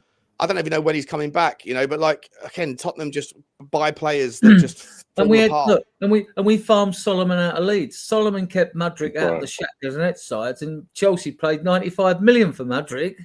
Yeah, but Solomon's injury prone as well, though. He's like this, and also he's politically. I don't want to get into the politics, but he doesn't mind saying how he feels about certain topics, and not necessarily which something might not help his cause, right? Or his Sean, your boy Skov Olsen's still doing bits in Bruges. I like Skov Olsen. Skov Olsen's doing bits. Antonio Nusa's doing bits. I'll tell you who else is doing bits. Santiago Jimenez. He's been out for 4 months this season with an injury to his ankle or his calf. And he's only played, he missed 15 games, but he's already scored 9 goals this season in 11 games. And with these kids, remember the other season? Everyone's going, Orban, let's get Orban in. What's he doing there? Nothing. Yeah, not much. Yeah, that was Irish Hotspur loves to remind me about Gift Orban. He loves to remind me about Gift Orban. Every time he comes on, he's always like, how's your Gift Orban doing, Shawnee? I like Skov Olsen though, because I tell you what, he was playing for his team in Belgium. He's doing really well. I think he got a move to France. That didn't work out. And he's back in Belgium now, I believe. Yeah. And he started banging the goals. Now we don't know if he went to France and whether the manager there played this system, that system, or whatever. Don't worry about it. Adrian, you can tell a player when they're young if they've got it's the desire to get on the ball, it's the hunger to take players on, and it's the ability to look up and to pop the ball into the right area. The reason why I absolutely adore Dejan Kulusevski is because when he's in space, he spends the entire time running with the ball at pace whilst looking up.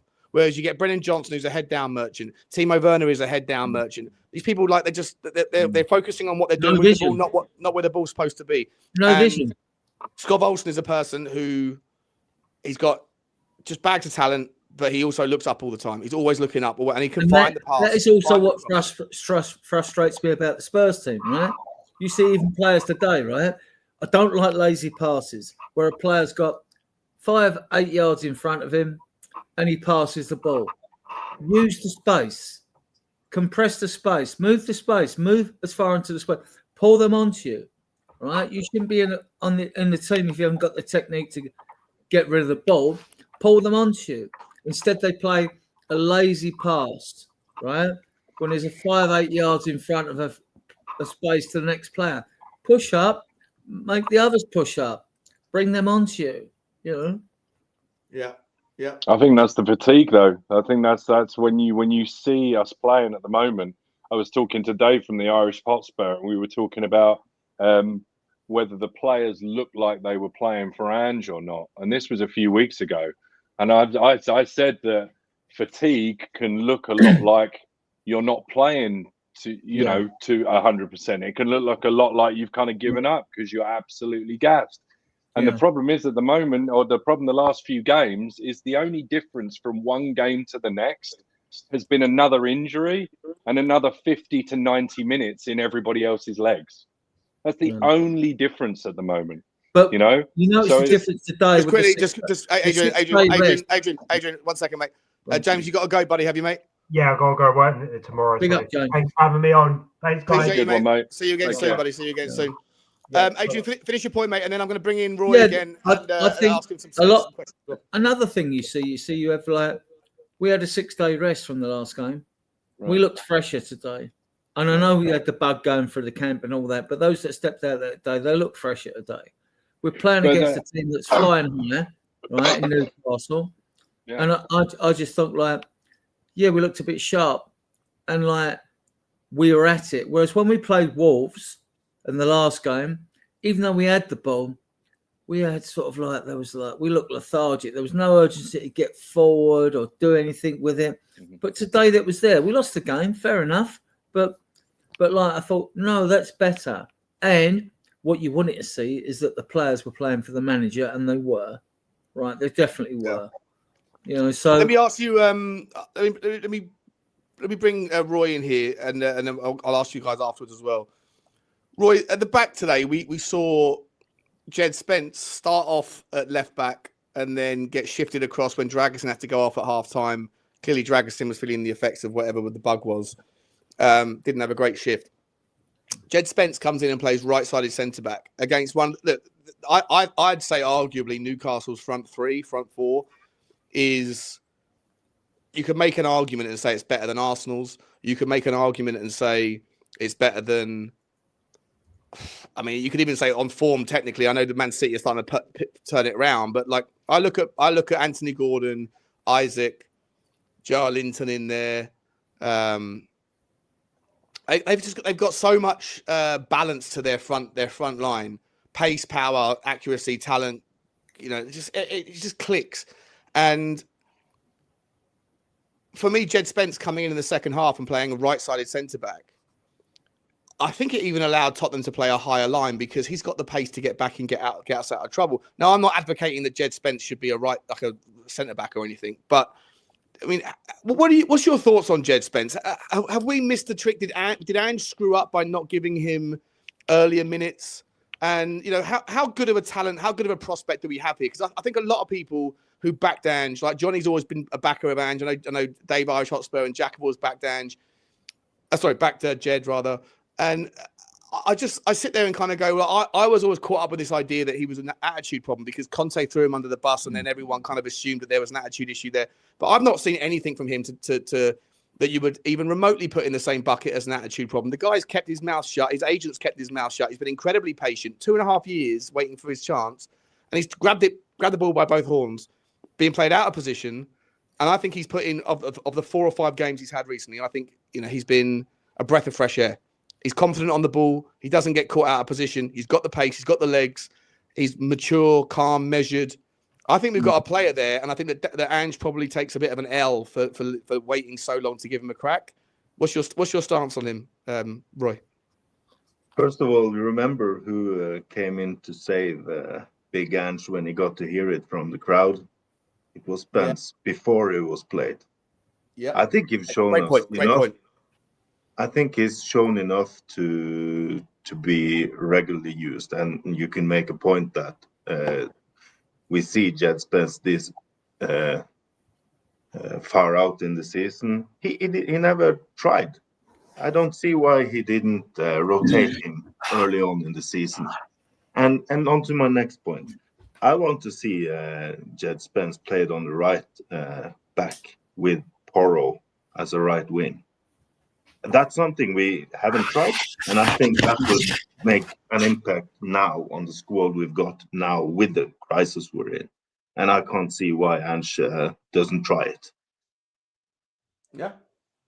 And for the window we're in, I don't think there will be much business done. I think hopefully Paratici will do some have an end product with the phone calls he made and bring in perhaps one to help the team. But I think in the summer we need Monster 6, as you say, and ship Werner off to Germany again and get in a proper left back. And if we get a proper left back who can help off Son, and perhaps Porro does a better job than Johnson on the right wing, perhaps we have enough material to go ahead. And I don't agree with Drew when he says he's not sure he wants to win the Europa League because we cannot we cannot compete in the I Champions absolutely League. want to win it. No, I absolutely do. I want to win the Europa League, and we can drop out any day. Big up. If you win the Europa League, you get into the Champions League anyway, right? So yeah, you know. Yeah. But do you think the thing is even with a full strength squad, do we have a real chance of winning the Champions League, winning the Europa League, boys? I think we do. The problem is just about inquiry. The thing is now though, you go up into the Champions League, which is all well and good, but you don't get that drop down into the Europa anymore. It's like a one and done, isn't it? Do you know what I mean? So that's the only reason. And you know what Spurs are like. They're never going to put money into a Champions League squad, but I digress. Carry on. No, but we can say what we want about Ange, but you can see we smashed City out of the park. We're doing it regularly with the big teams. Actually, we can win at any team at any day. Am I just being miserable? Do it consistently. Am I being miserable? I think you belong on a different channel, Drew. I think maybe I belong with that lot down the road, don't I? Head off down the Emirates. Oh shit! I just try and be. I'm like you, sure. I try and be balanced and realistic. Like I love that win. I thought it was fantastic. But were we not facing a somewhat average Manchester? I know you've only got to beat what's in front of you, and I'm just going to shut up. No. I think you're right. Like I think everyone at the time went, "Oh my God, 4-0 against City away, biggest defeat that Pep's ever faced in the Premier League at home. We're back, we're massive." And then it kind of got diluted when you saw like 9 other teams do it over the next 2 months, right? Not to the same degree. So I think you're right in that there was with the benefit of hindsight, pinch of salt, everyone could beat them. They were just going through their. But I'll tell you what, though, I hear it all the time, man. People that have made their mind up on Ange and the club and the football, and they want to kind of sit in this misery party for like 2,000 people or whatever. They're all part of it, and kind of go like, "Oh, everything's terrible." And the dismissive kind of gaslighting of the impact of injuries, saying everyone's going through it. Right. I'm sorry, but like you look at the frequency of the injuries, the continuity of the positions in which they're happening, and you sit there and you say that, well, there's a bunch of different stats that are pulled up that support them. Again, I said at the start, if you're looking for stats that support a certain narrative, you can find them for sure. But the same works on the other boot as well, because you won't find another team that has got the same amount of injuries that we have for this season and last season. You won't find another team that has the same amount of injuries to the same position this season as Tottenham have. And if you do find teams that are close to resembling what we're going through, the obvious one to look towards is Manchester City, right? And Manchester City, like just the loss of one player makes that team look incredibly average. And that's that Rodri fella, right? And obviously you can sit there and say, well, the way I interpret that is look how important a Monster 6 is to a team that plays similar-esque football to Ange ball. It's not the same. It's like they have more ball movement and we use more player movement. But that's why I've been saying for 2 years that this system won't work if we don't have the square pegs in the square holes. And I don't think we have it. I do think that Ange is missing a trick. I know he thinks that the inverted fullbacks create double 6 pivots or triple pivots or whatever you want to call it. And that's why you can afford to have 2 8s. But in so doing, you're leaving up too much space in other areas. And now you're having to pivot back and ask the fullbacks to stay a little bit more narrow, a little bit more wider, sorry. And if they are going to join if you don't have wing forwards that are going to get back and help, then if you can't change the forwards, then at least go and fix a 6, right? Who's just sit and plug and just sit there and protect. And as I say, we talked about Maxence Kakare, a brilliant player, a brilliant ball playing 6'8" / whatever you want to call it, can get stuck in and bite. And if I'm entirely honest, I mentioned earlier that what I thought about Lucas Bergval's performance today. You go and look at Maxence Kakare 2 seasons ago, and you'll see exactly the same, or not even last season, and you will see a player who looked incredibly similar to Lucas Bergval today. His ability to look up, pick and pivot, and pop the ball into the channels and pop the ball across with confidence, the desire to get on the ball. I don't know. It's too small a sample size, but for me, I looked at Lucas Bergval today and thought, if that guy can become a monster tackler as well, and intercept and interpret and read the game and get in the right pop in the right positions, that's the easiest part of the game to learn. By the way, like that's of all the things you need in a monster 6, a 94% completion of passing, get into the channels, pop, all that stuff, read the game, all of that stuff is far more difficult to teach than being able to read the ball. And by the way, I said this as well, future facts. I said it a while ago. Future facts, Lucas Bergval's ability to read the flight path. If it fails in football, we should go and get a job at Heathrow Airport, because it's air traffic control, man. He can get up and he can read that flight path and head the ball brilliantly well for a slight framed guy. I think that he should look to develop into that role. If it's not him, it could be Archie Gray. And so I still think you need a monster 6 in the short term, but I think we might already have it in the long term. They're just not quite ready yet. Well, also Archie Gray's supposed to be, that's his ideal position, right? So, if those two come to fruition like they're supposed to, and Sarr keeps on progressing like he is, because I feel Sarr, I don't know, I'm probably going to get heat for that. I find him to be a little bit of an enigma. Like there are some times where I think he's fantastic, and there are some times I think he kind of flatters to deceive, and I think he kind of runs around. I don't know if I'm missing something, but there are times where I look at him and I think he's just running for the sake of running, and maybe sometimes he could do with kind of just settling down a little bit. But then that just probably goes to, that probably talks to his age more than anything, and just his eagerness. And I'm all about eager. I would love all these kids to develop and go on and have outstanding careers. Like I'm not trying to get in the way of them by any means. I think I love Pape Sarr. There's something about him. It's very unique, right? It's brilliantly unique in his ability to cover blades of grass, and he can intercept the pass as well. But he's not got the bite of a tenacious tackler that you need to be in the 6. And as an 8, box to box style, but this isn't a box to box system. And so, like, I don't disagree with you at all. I think he's a slightly square peg for round hole, and he's another player where the system naturally wants to kind of crowd things out.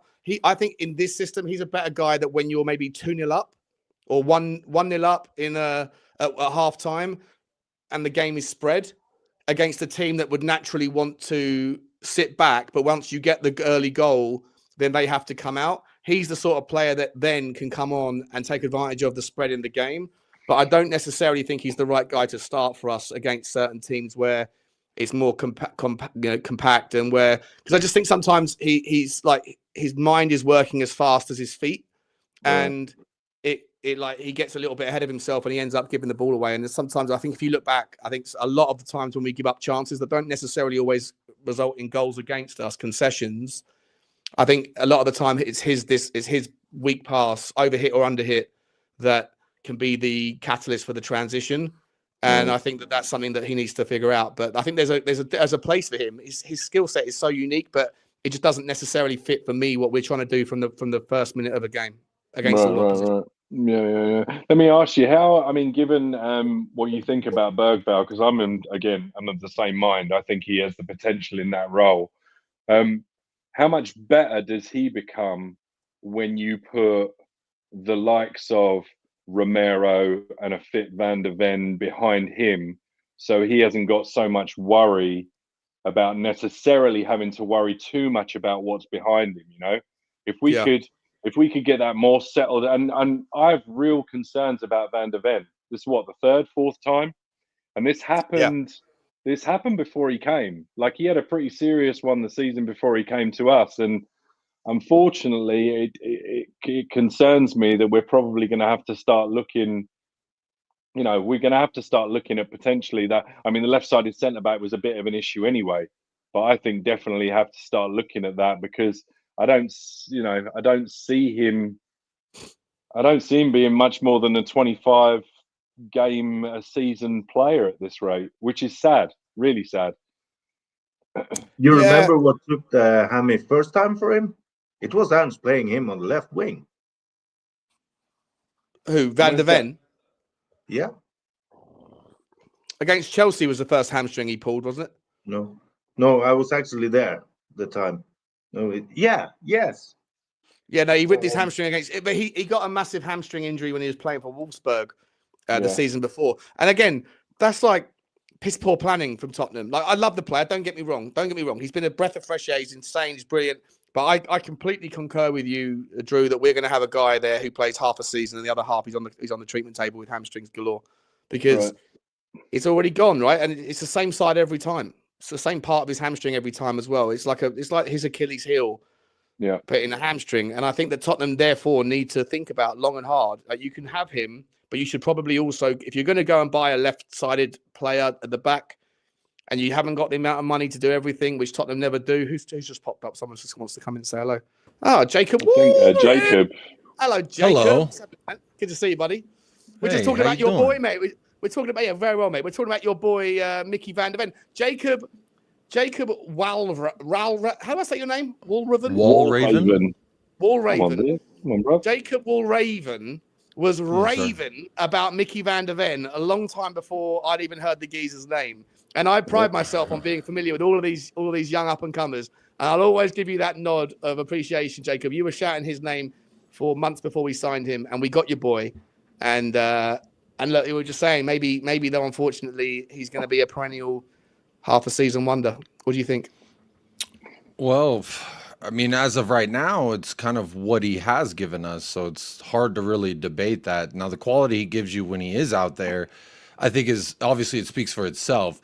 It's just how much of that do we get? And to me, availability is always the best ability. Dragusin's clearly not a good enough. I mean, he's a right-sided center back who tried to play on the left. To me, it's just. You said something before I joined about poor planning from Tottenham, and that's honestly what it feels like because we got him, and I felt like he was better than we expected. So then we thought, okay, we're good as far as center backs go, and we still are now finding ourselves in the same situation where 1-2 injuries, 1 suspension plus an injury, and now our back four looks like completely different. So it is worrying. I would say. You just got to hope it's not some kind of a chronic issue because, like you said, he did have the issue before he came here. I don't know who said it, but he did have a little bit of a hamstring issue before he came here. He's a very, very tall and fast man. I mean, it's just like being tall. You're going to have a bad back eventually if you don't take care of yourself. And I'm not saying he doesn't take care of himself. I don't know the gentleman enough to say how he recovers after a match. But there was a question that someone posed in one of my chats a few days ago, and I've really been thinking about it a lot. And I wonder how many of these players recover the way that players used to always recover, ice baths for 15 minutes after a match, after training. And I think that ice baths are chambers and that sort of stuff, yeah? Yeah, and the cryo, what is it where they like cryo, yeah. You know, they got all types of. Sorry, I think bariatric is for people that are losing weight. Sorry, forget that. That's more my sort of thing. Sorry about that. Forget that. The cryo thing's what I'm talking about. That's all. No, I've been wanting to spam Ali Gold's chats and comment section saying, can you please ask Ange what is the recovery methods for these players post-training and post-match? Because I'm genuinely curious. Some people say it's Ange's tactics and the way that he trains, and there's probably a little bit of truth to that. But however, like at Tottenham, the physio room has always been a black hole before Ange got here. So I mean, we could name the laundry list of players that, it's just 2 weeks, and then Oliver Skip 2 years later, it's like, he's still alive. That's very nice. So just super quick. So Tech, no one's talking about selling Van De Ven. No one's saying. There was somebody in the chat said sell Van De Ven by Braithwaite. Oh wow! Okay, That's yeah, As insane.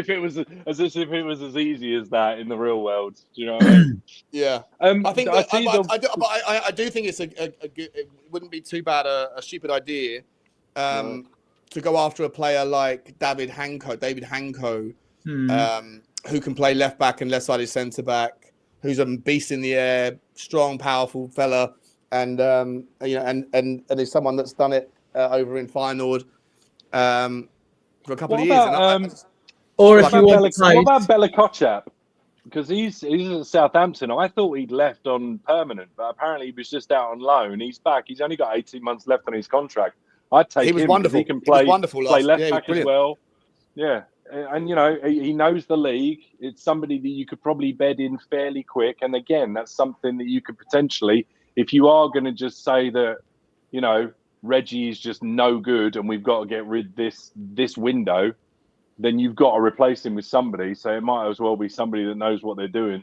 Yeah, listen, Bella Kotchap was a breath of fresh air last year. Sorry, you could go for Itakura because he's fast, about 27. He can play at fullback as well.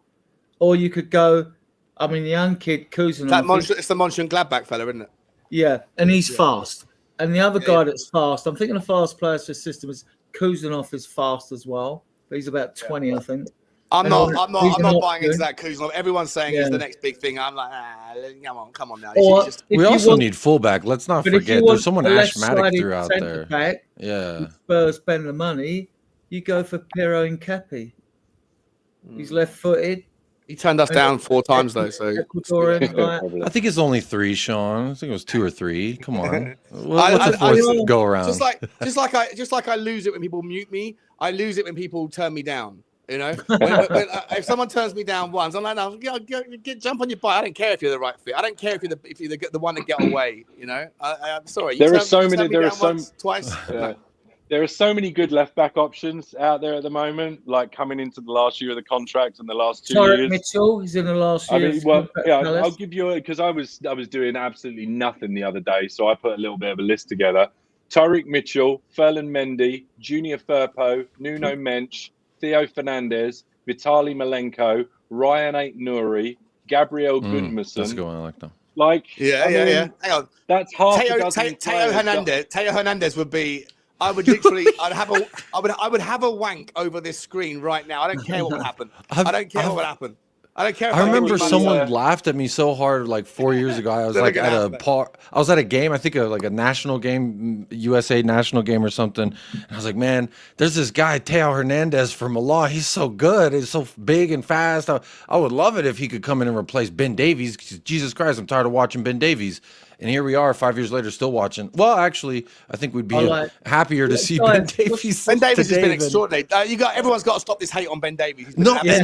And I had to take that one early on because I said in the summer I was like, the fact that he's still here is indicative of yada yada yada. But literally every time Ange played him, he was, if not, I think he had one mistake that led to a goal in the cup competition. But outside of that, he's been fantastic. So Davies, you need a little bit of that senior player, I think. But I just got to a point with like Dyer, Davies, Sessegnon, Sanchez, these guys who've been here 6+ years that really hadn't done enough. That was kind of why I was like, all of them get out. But Davies still has some quality to him. But I don't think that I would take Patrick Dorgu tomorrow. He's 20 from Lecce. That left back, left side midfield, left wing. No, he's not left winger. He's not left. He's a right winger. It's so weird. Winger, he's a right left back. winger and a left back. He's just in that under-21 tournament. He just looked the nuts, basically. I heard a rumor that we were offered him last year for 12 million, and we decided not to take it. I don't know where that came from or how valid that is, but that was last year, mate. Things change. Things change in football. We like to wait until we have to overpay by about 20 exactly. million. That's why we got Kinski in for like 15 million euros. Right. Yeah. I'm waiting for. Is anyone here worried about where we're at in the table? 10 losses in this juncture.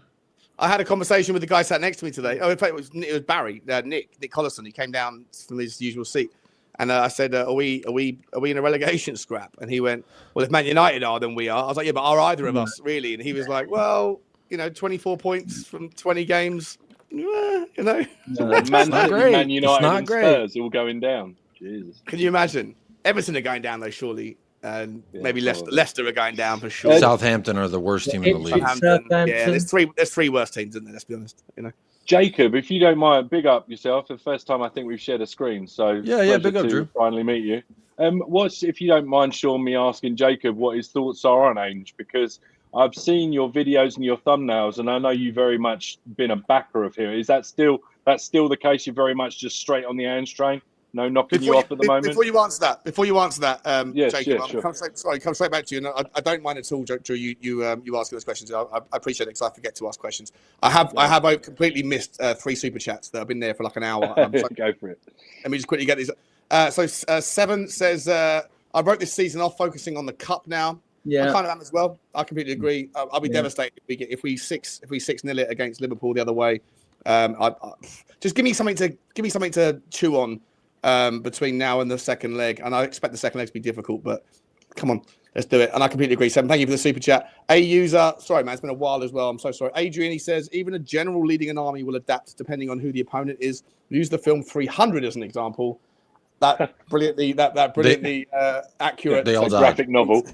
They all died in 300. It's a real story. No, it's a real story. It is a Real 300 story. But they all died. So They all died. They all died. Yeah, they did all die. They adapted and died. And That's what I got from that message. And you know what? As far as I understood the epic as it was, that one of the guys who was the traitor in the initial instance actually went back and married my queen. He actually That's crazy. It gets even worse. The traitor gets the queen. Spartans at Phenopoly. Yeah. And that's where the marathon came from, because they ran 25 miles in 2.5 hours or whatever it was to get back to their interesting film. They're mostly being managed by Conte. Yeah. Exactly. Yeah. Imagine the amount of hamstrings that would happen if it was Ange Postecoglou in charge. Dude, unbelievable. Thank you very much for the super chat, my man. And Blaine Devlin comes in. Big up, Blaine. Great to see you, mate. Lads, would you bring Phillips back from loan to get to the summer so we could spend on a 6, or leave him there for more? Where is Phillips? Stoke City. How's he getting on with Stoke? And you don't do it. And the reason you don't do it is because if he comes back, we got 4 centre backs out. So what you need to consider is the fact that, like, when we get a centre backs back, say towards the second week in January or third, right? Then Phillips is going to sit on the bench for the rest of the season. How's that help his development? How's he doing at Stoke, though? Because Stoke are struggling right now, aren't they? Stoke are having a terrible time. He's doing okay. In fact, most of the players we subbed out are doing okay. Yeah, I think someone put in the chat, Jamie Donnelly is doing well at Westerlo in Belgium. George Abbott's doing well at Notts County. Craig Matthews is doing well at Barnsley. I think, is it? Yeah, Barnsley. Yeah. Jamie Donnelly scored again today. And Josh Keeley's broke the with Jamie Donnelly at Orient. He's broke the clean sheet record at Orient. Yeah. So yeah, you gotta love how the media spun that. They said Jamie Donnelly has a message for Ange Postecoglou. That was the headline. I was like, oh, what did he say? There's no quote from Jamie. There's no quote from anybody implicating Ange or all they said was Leyton Orient was like, I would love to make this deal permanent, but I think Spurs see him as a thing for the future. So, but apparently that's the message Jamie Donnelly had for Ange. It's so weird. Yeah, how dare someone do a clickbait headline, eh? Like, it's not like anyone on this particular panel would ever put out like a clickbait video. About definitely nobody here. No one would do that. It's not what we do. You know, we just facts and facts only. Getting back to straight facts, Jacob, Drew asked you a question about Ange. Yeah. How do you say it? Ange Postecoglou. Ange. Yeah, there you go. Ange. What's your stance on Ange? Well, I would say today hasn't necessarily changed my stance, because the run of form that we're in, I don't care what you feel about anything or anybody, it's not sustainable in a results-based organization. And in competition, you can't have majority losses and still be here. So I understand people saying he has to go, he has to. To me, I don't see the alternative. I don't want Ryan Mason again. I think if Ryan Mason becomes my manager again, I might actually start going bald, and I'm scared of it. You know, I donate my hair, so I just welcome to the club, my man. Like, I'm barely hanging on here. But I've always Turkey in the summer, bro. Turkey, baby. Let's go. I always said that it's, how you feel about Ainge is relative for you. How much are you willing to take before you're saying this is not good enough for me? And everyone's level of that is different and it varies. So for me personally, is the only place I can speak on. And as somebody who didn't think Jose was the problem, but everyone wanted Jose out, okay. Then we get Ryan Mason, okay. And then we get 70-something days without a manager, okay. And then we get Nuno because everyone else turned us down. So, okay, Nuno's the problem, Nuno out, okay. Conte's the problem, Conte out, okay. And eventually we get to Ainge, and it's like, is he the pedigree of Jose? No. Is he the pedigree of Conte? No. Is he even the pedigree of Nuno? It's up for debate. But in other leagues, he's been highly successful. So I look at a guy who has been a winner, has instilled winning mentality in a bunch of clubs and leagues that I don't watch because I didn't know who Ange Postecoglou was before we signed him. But obviously, I see and hear and watch the way the man conducts himself, and a lot of the things he says and does resonates with me, and it doesn't for a lot of people, and I can understand that. So when he comes here and he says things to the media, or he looks down, or he has his hands in his pockets, and people are like, oh, how dare he stand there with his hand. Well, I saw us versus Aston Villa, Unai Emery looking like a inflatable and flailing arm tube man, but what did that stop? Nothing. 4-1 on his fucking head. So to me, it doesn't matter what you're doing with your arms. And Ainge said, I have all week with the players. And if on match day they're not doing what I told them to do all week, then that's on them. And it's his job to get us into the positions to score and to win games. And he does do that. These players, time and time again, have failed to be 15 to 20% efficient in the final third. And that, to me, is last year what led to goals. This year's what led to goals, because we get those chances. Look at the 2 losses, Newcastle and Arsenal, earlier this year. Fucking 35, 36 chances. And 1 goes in off of a Dan Burn own goal in 180 minutes. That's not the tactics, in my opinion. That is the players failing to put the bottle cap on the bottle before it fizzes type of mentality. Love that. So Love that. I weird final analogy, but love the 99% that you said beforehand. The bottle cap on the bottle before it fizzes. Yeah, I don't know where that came from. But it's okay, my wife, she was giving me a hard time yesterday. I'm here to hold everyone accountable for the language that they use. That's what I do. I'm going to go, wait. Use that analogy one more time. It didn't work, then it won't work again. Put the bottle cap on. I agree with Jacob. I don't want. You lose Tamworth, you better leave. You better be gone. You lose to Tamworth, there's no excuse for that. Liverpool, I can be sympathetic, but like Sean said, if it's like a 6-0 and we're going into the second leg down 6, I'm not really feeling good. We're still in 3 competitions that I felt like, as long as we could get over the line, maybe the least valuable one care about, but now we're going against Liverpool, we're trying to do a treble and shit, so it's a little bit more difficult. However, like, we're still in the mix for 3 different things. For me, I've never, like, in the summer, there was always the hypotheticals, right? What would you take league position? How low in the league would you take? I said I'd take 16th in Europa. I'd take 15th. I'd take 13th and 10th to 13th for Carabao Cup. Revisionism. Right. Go on, Drew. Go on, mate. Go on. Well, I was just going to say, Sean, but those are like to Jacob's point, right? What he was saying just there. Those parameters move based on how well or not well said team are doing at that juncture, right? Like my season now is basically, let's not get relegated and let's hope to get to a final. Like, but that's okay. That's okay, right? But for me, the revisionism of people that that we frequent, we all know, like, everyone around the community, everyone knows everybody. Again, like, don't think the internet doesn't have an archive, because it does. I remember what everyone said. We heard you before. I don't care about the league. Top 4's not a trophy. Just get me a damn trophy. Get me a damn trophy. Okay, we're in the semi-final. No, fuck that. Ange out. We're 11th in the league. It's not good enough. Okay. If we finished 11th and win one of those 3, are we literally gonna just allow people to just move the goalposts and then pretend like no one had to listen to you slamming the club for the missed priorities for the last 25 years, when top 4 top 4's not a trophy because Daniel Levy cared? I've always said that the top 4 or being 4th is a better barometer of where you are than any cup competition because you don't get to miss out on playing City away and Arsenal away and everything else. In the cup, you can get to, and by the way, of the 12 teams that have won any trophies under Daniel Levy's tenure, there's 5 of them that win everything. There's Leicester that won 2, and we'll look what happened to them, and it's going to happen again at the end of the season. And then the other 5, Tottenham are 1, and there's 4 others. Those other 4 teams, I got the data. I might even bring it up. I've been saving it for a rainy day. I might even bring it up. I've got the pathway to the final. I've got the pathway to their successes, and the vast majority of them didn't play a tough team, right? They got lucky. They might have beaten the United here or whatever there, but I don't remember obviously the quality of the teams back in 2007 or back in 2003 and stuff. But generally speaking, the cup variance allows you to get lucky. The league form doesn't. But either way, and I'm happy for people to say top 4 isn't a trophy. It's all about trophies. That's cool. If you believe that, then stick to that same narrative when you're in the semi-final. If you're someone that says you can't sack Mourinho, they wanted to sack him before United. Do you want? We're in a quarterfinal, and people are like, sack the manager. Yeah. Do you want a 14th or 15th manager underage? What I find has been a bit older than you guys, frustrating for me, is the total lack of patience there is among the fan base.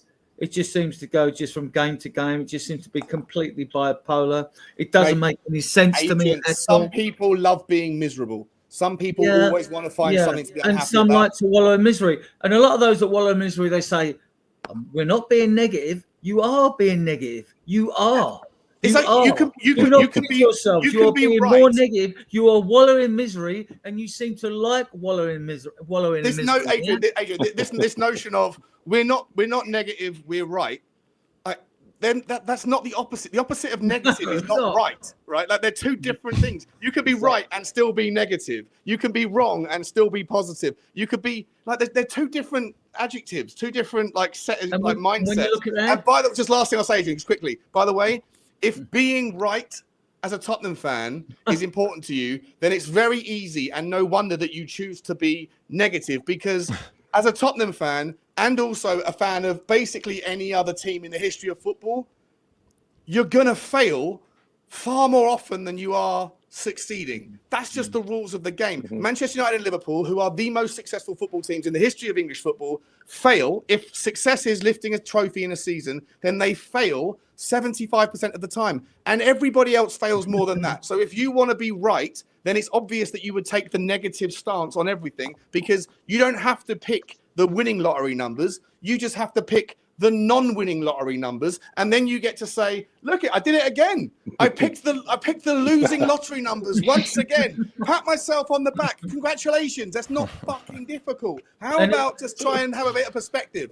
Jesus and if Christ. You're going for, and if Daniel Levy in the board, he must take a lot of responsibility for Ange's situation. If you decide, right, to go down the data analysis route and go for youth, fine. But don't expect youth to go snap and be instantly successful, because the maths do not add up. It just doesn't work that way, right? It takes time. And like we've had 14 or 15 managers under Enoch. And if you include the substitute managers, it's about 20, right? I would have thought that something would have clicked in Daniel Levy's money-orientated brain, which, like, as a businessman, he's superb for the club, right? But, like, football-wise, he's a fan, but he's not a fan like us. He hasn't got, like, the real DNA, you know, that surges through your veins that makes you a Spurs fan, right? He hasn't got that. He's got the business, and in that way, he's been good for the club, right? But he's got it wrong on the footballing side. He's got it majorly wrong. All I've ever wanted from the club, I think I said it to Sean a season or a season 2 ago, that for us to be able to spend the maximum we can under the rules, right? With the club being secure as well, financially, obviously, you know, but like, and when you consider, and to those that say like, oh, we don't spend and all this, listen, prior to Ange coming in, we'd spent 668.5 million on like 29 players. We know they're crap, like Joe Rogan. 1.1 billion since the new stadium opened. Yeah. It is one. I mentioned it on another show of yours. But the stadium was supposed to be a game changer. 1.1 billion. It kind of was. And people said like, it isn't a game changer. Well, it has been a game changer. It has been a game changer. Wages have gone up. We have bought more on players. We have failed massively in the transfer window, but we spent far more money than we ever could have in the old stadium. Far more. It's just that only recently, the way I like to term it is like, you'll know in the last few transfer windows, we got Udogie in, we got Porro in, we got VDV in. We have failed. What a class! We have failed better in the transfer window. We have failed better. Long may it continue, because there's still work to be done with this squad. 16 players, I think, went out last season. Some are loans and all that, but there's still Richalison, Lo Celso, Gil. They've still got to be paid for. Hojbjerg still got to be paid for, because the clubs they went out on loan to were tight on their FFP, I think. So there's still money to come in from those 4. But no, I mean we know we need. I mean we all need in this window. We got this goalkeeper in today. Apparently he's taking his medical today and tomorrow. Antonin Kinski from Rapid. Was it Prague? Sparta Prague? No, Slavia Prague. Slavia Prague? Yeah. Slavia Prague sorry, 300. I was thinking Sparta. He's the under-21 Czechoslovakian goalkeeper. He's the number 1 for Slavia Prague. Right, 6 foot, almost 6 foot, 2 foot. Right, so we got him in. So that is one that's left field. Hojbjerg was left field last year. We didn't know. And what's going on? And suddenly we got the jury's Hojbjerg. out on that one. We can't judge it, can we? But he should. I think he'll be a good player. But we guys, know. Let me just sorry, Adrian, just quickly, just ran up. We've been one second, Adrian, I'll let you come back to this one. Guys, we're going 2 hours. Jacob's got to pop off. He's got to get himself ready for his stream. All of you guys stay here. At the end, we're going to round off in a few minutes' time. Let Adrian say his piece, and then Roy come in with his, because Roy's been so quiet, mate. Roy, you got to jump in, mate. You got to jump in more, bro. This is the way it works. And then we're going to round off, and then we're going to hand over to Jacob on the redirect. Yeah, no worries, man. Jacob, thank you very much, buddy. I'll let you go if you need to go now. And, Sean, first of all, I just want to say it's so good to have you back, first and foremost. And secondly, you've been streaming live, you've been doing uploads, so I'm sure the whole YouTube universe is very much enjoying that. So just first of all, thank you for coming back, Sean. You left us and then you returned, and now it's like the ship's sinking and Sean's here, so he gets to drown with us. So isn't that great? Yeah, I'm going down with the ship, man. I'm going down. Yeah, come on. I like that. Things were going good, and then you're gone, and then it's bad, and you return. That speaks to your character. So everyone like and subscribe. Do all that. But thanks, Sean, for having me. Adrian, Drew, Roy, very nice to meet y'all. And meet you, Roy, but I know Drew and Adrian. Yeah. But I just want to say this lastly about Ange. He is not perfect. He makes a lot of mistakes and a lot of things that I disagree with. However, my support of him doesn't change with the direction of the wind, if that makes sense. I've just tried to remember how I felt in the summer. What did I expect for this season? I felt like the window was largely to keep us kind of where we were, not to progress us, but to finish again around 5th, 6th, maybe, depending what other teams did, maybe 4th or 7th. And so with that in mind, I knew the league wasn't like my main priority or my main hope. And so when we drop league results, to me, it's just kind of like, well, I half expected this. So why would I be upset about it? Because I didn't think, some of the results, though, do piss me off. Don't get me wrong. You're up 3-0 versus Brighton. You got to see that out. You draw versus Ipswich. You lose versus Crystal Palace. These are winnable matches. You have to win. I can excuse the first match of the season versus Leicester, but after that, it's like you gotta give me something more. So he's not perfect. I do question his substitutes a lot of the time, the timing of the substitutes. Versus Aston Villa, there was an injury that forced a substitution that then changed the game in our favor. So it was almost like he lucked into some of those substitutes that worked out well. So for me, again, never been perfect, but I support him and I applaud him for coming in here and trying to fix the damn thing that is so messed up. Because again, there's been problems here before he got here, and when those same problems rear their head, I'm not going to blame the dude who just walked into the building. And again, everyone's different, everyone's relative. At the end of the season, I'll probably reassess, but go win one of them damn cups, and then everybody's happy. How about that? There's always people that will be unhappy, man. I love what you're saying. There will always be people that are unhappy. Yeah, it's not good enough. Sadly, Jacob, there is a section of fan base that would take every opportunity to use any stick to bash Ange with if it means they can get Daniel Levy, which they shouldn't be conflating Ange with Daniel Levy in the first place, right? I'm not a fan of Daniel Levy, but I am a fan of Ange. I'm Ange in all this season, no matter what I'm in, because I just think it'll be suicide to change horses midstream. I'm not a fan of anyone. I'm not a fan of Daniel Levy. I'm not a fan of Ange. I'm like, you're doing a job for my club, and I'm going to support you if it's in the best interest of the football team. And if you can do things better, great. If you can't, move on. And let's shake hands with the reality that these people are only mere custodians of the managerial hot seat or the ownership hot seat for a little while. But after they're long gone, we will, if we're still above ground, and even if we're not, well, even from heaven or hell, we're still going to be breathing Tottenham Hotspur all the way through. Hell yeah. It's so profound. Hell yeah. Hell yeah. All right. Well, I'm going to go. And that was fantastic, Sean. That was fantastic. Speaking of 300. That's what happens when you mix 3 magnums and 2 of these bad boys. I know you on that magnum kick lately. Ruin it, right? Just don't get sentimental and ruin it, right? No, I'm not going to ruin it. Jacob, Jacob, thank you very much, my man. I'll send everyone over to left. Bye-bye. Jacob, good to see you. It's been a while. I dropped the StreamYard link in the chat. If any of y'all want to join, feel free. All right, okay. bye-bye. Buddy. Appreciate you, man. Listen, we're going to round off in a few minutes. I want to get everyone's sort of final takes on where we're at, and just to sort of summarize your takes. We've spoken about a lot of things today, and we haven't done Levy, but fuck that. Yeah, we spoke about a lot of the players we need, the players we have.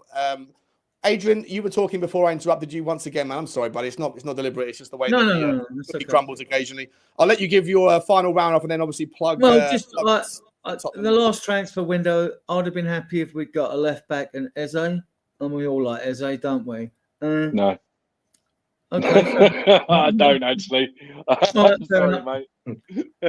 All right. Who do we like? And we like chocolate. We all like chocolate. Then no. But like, no, I want. Right, that's your cider. I just wanted. I want a left back in this window. We've got this goalkeeper.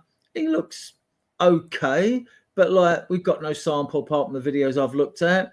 You know, he's good with his feet, so he suit the system.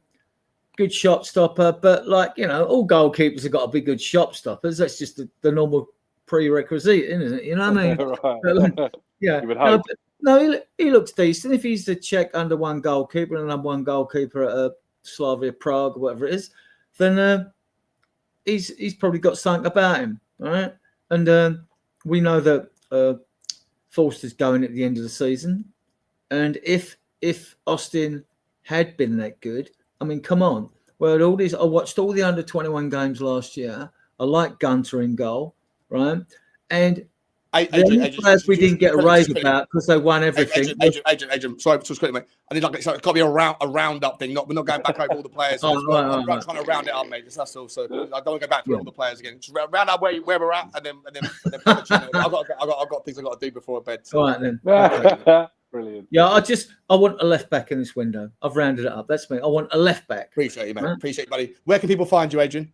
Here and and on Spurs Diets TTID. I mean, on YouTube, we've got a show tomorrow, and Sean's with me and EMF Tuesday, discussing Spurs finances. I mean, I don't expect Sean to spend 2 hours talking about that. So we'll obviously discuss what's happening in the latest transfer window and taking questions from the chat channel, blah, blah. You know what I mean? It'll be a good show because their show's always great channel. So it's a really, really great channel, mate. I really enjoyed my debut on it a couple of a month ago. And I'm looking forward to getting on again. Thank you very much, Adrian, mate. Always welcome, mate. You're becoming part of the furniture on the channel. And we love you for it, mate. And someone mentioned earlier, it's Adrian man versus food. You're eating nuts, you're eating bananas. I love it, mate. It's like a canteen. It's fantastic. Yeah, and drinking red wine at the same time, guys. You know what I mean? Good boy. That's what we like to see on this channel. Everyone's a drink. Well, at least I am. I'll drink for everyone else. Roy, mate, thank you so much for coming on, mate. Listen, next time you come on, bro, I'm terrible at hosting. I'm a horrible host. I don't do enough about keeping people involved. I'm terrible. I've got to do better at it. But, mate, next time you come on, you just got to just jump in more because I hate to think you've been here for an hour and a half and we've only heard you really say 3 or 4 different things. But, Roy, how do you feel? Summarise, mate, and if you've got any social media, Twitter or anything you want to plug, let us know, buddy. No, I'm just a fan of the channel and... I don't do any other shows. I think the season so far has been frustrating really frustrating. And I think we can ride the storm and come out on top of it. Yeah. I don't think we're gonna make it in the League Cup. Put all the eggs in the Europa League and hope we go to the Champions League after that, through that route. Sorry to interrupt, Drew. Are you in Sean's WhatsApp group with me and all that? Yeah. All right, I'll message you. I want to get you on Spurs Diehards as well. Yeah. So. Thank you, Roy. Appreciate you, my man. Always a pleasure, man. Come on every time. Like I say, guys, I know I'm terrible at putting out the member phone-in shows. I did one on whatever day was, Thursday. It's a regular thing now, so I want to see everybody that's a member come on. And guys, by the way, smash the like button before I forget and hit the subscribe if you haven't already. Get over to Spurs Diehards. Roy doesn't have any socials. My man, Drew Zilla, he's always welcome. He's the number one. Listen, Ben Kaufman, I know you're the mod father, but Drew Zilla's my number one. He's a mod, but he's also smashing out the like button requests and stuff. And I love you, Drew. You're also a brilliant content creator, mate. And where are you finishing up, mate? Where are you sort of? How are you going to summarise where we're at right now for the boys? Give some boys and girls in the chat. Give us some. According to Checkmate 734, one of the most toxic fans I think I've had the pleasure of reading. Apparently, I've been cucked by Daniel Levy. And my comments about survival and accepting a trophy is unacceptable. So I just, come on, Checkmate. You better than that. I know. Come on, mate. Come on. We're all friends here. We all want the same thing. Jim, but to be honest with you, Sean, what I'd really like is I would like the club to do a couple of really decent bits in the window to really help Ange, because I am, in my bottom of my heart, I'm Ange In. I want it to work. I fear that it might be a step too far for him, but I live in hope that the second half of the season will be as good as the first half was bad. And I think that if we can at least, I really, really think we can't drop off and play less games again. So at the very, very least, we just need to be in Europe again by hook or by crook. So hopefully we can get some players back. And we can start marching on like Spurs are supposed to do. Love that, mate. Yeah, look, I'm in the same bucket, man. After what I saw today, I said at the start of the decline, for me to change my tune here, I have to see the cup competitions fail miserably, and also I need to see a dressing room of people that don't want to play for him, and I'm nowhere near that. As much as I have red flags flying around my mind on some of the things. And I wish Ange would make it easier for himself by not saying one thing and then doing something different, and then sticking to his verbal guns, but then doing other. All that stuff is unnecessary noise and mess. Right. But generally speaking, I've got a guy that wants to play the football that I want to see, and I've got a squad that's playing for him. And whilst I think that even with a fully fit squad, and even if we went and got some better players, I still think there's going to be problems and hiccups with the system because it is what it is, right? There's a reason why no one else does that style of football all the time. That said, I thought today the team were magnanimous and they were stoic in a resilient effort. And I'm not going to bed like other channels are trying to push this narrative that the world is falling in at Tottenham. It's really not. Right. And I think if you take a little step back, breathe, and look at what we've got going on, look at the people we've got coming through, look at the youth team, not just that's here, but the ones that are on loan, then I think that you can sit there and quite comfortably come to a conclusion if you want to, if you have the kind of the wherewithal to kind of serenity prayer, right? And if you can, then I think you can see that there's a lot of good things on the horizon, and Tottenham Hotspur are not this shit show that some people would have you believe. Yes, there's things that can be different, but things will get better. And I hope that Andrew's the guy. If he's not the guy, so be it. But I'm not ready for the change yet. Drew, I love you to pieces, man. Great way to finish off. Adrian, I know he's disappeared to go and get another banana or like whatever. Another bag of nuts, isn't it? Crunching up cornflakes or whatever it is he's doing next. But like I say, guys, on this channel, we try to represent both sides of the coin. I think hopefully today you've seen them. There's lots of different people on here that will come on. We love you all. And thank you, everyone, for the super chats. Thank you, everyone, for your ongoing support of the channel. It means the world to me. I'm going to go and crack open my last bottle of Thatcher's, and I'm going to wish everyone a wonderful night. I'll see you tomorrow. We've got a transfer news views includes in the morning, and then we've got loads more things. We've got new show. We've got the big week ahead coming up on Monday. We've got Tuesday. We've got the Devil's Advocate, the return of Dave and Johnny. The trio of death is back, and there are loads more stuff coming. By the way, like I say, guys, I am going to be moving into a new studio and stuff at some point in Q1, hopefully. And there's some good things coming for the channel. So if you enjoy the content, smash the like, subscribe, and all that stuff.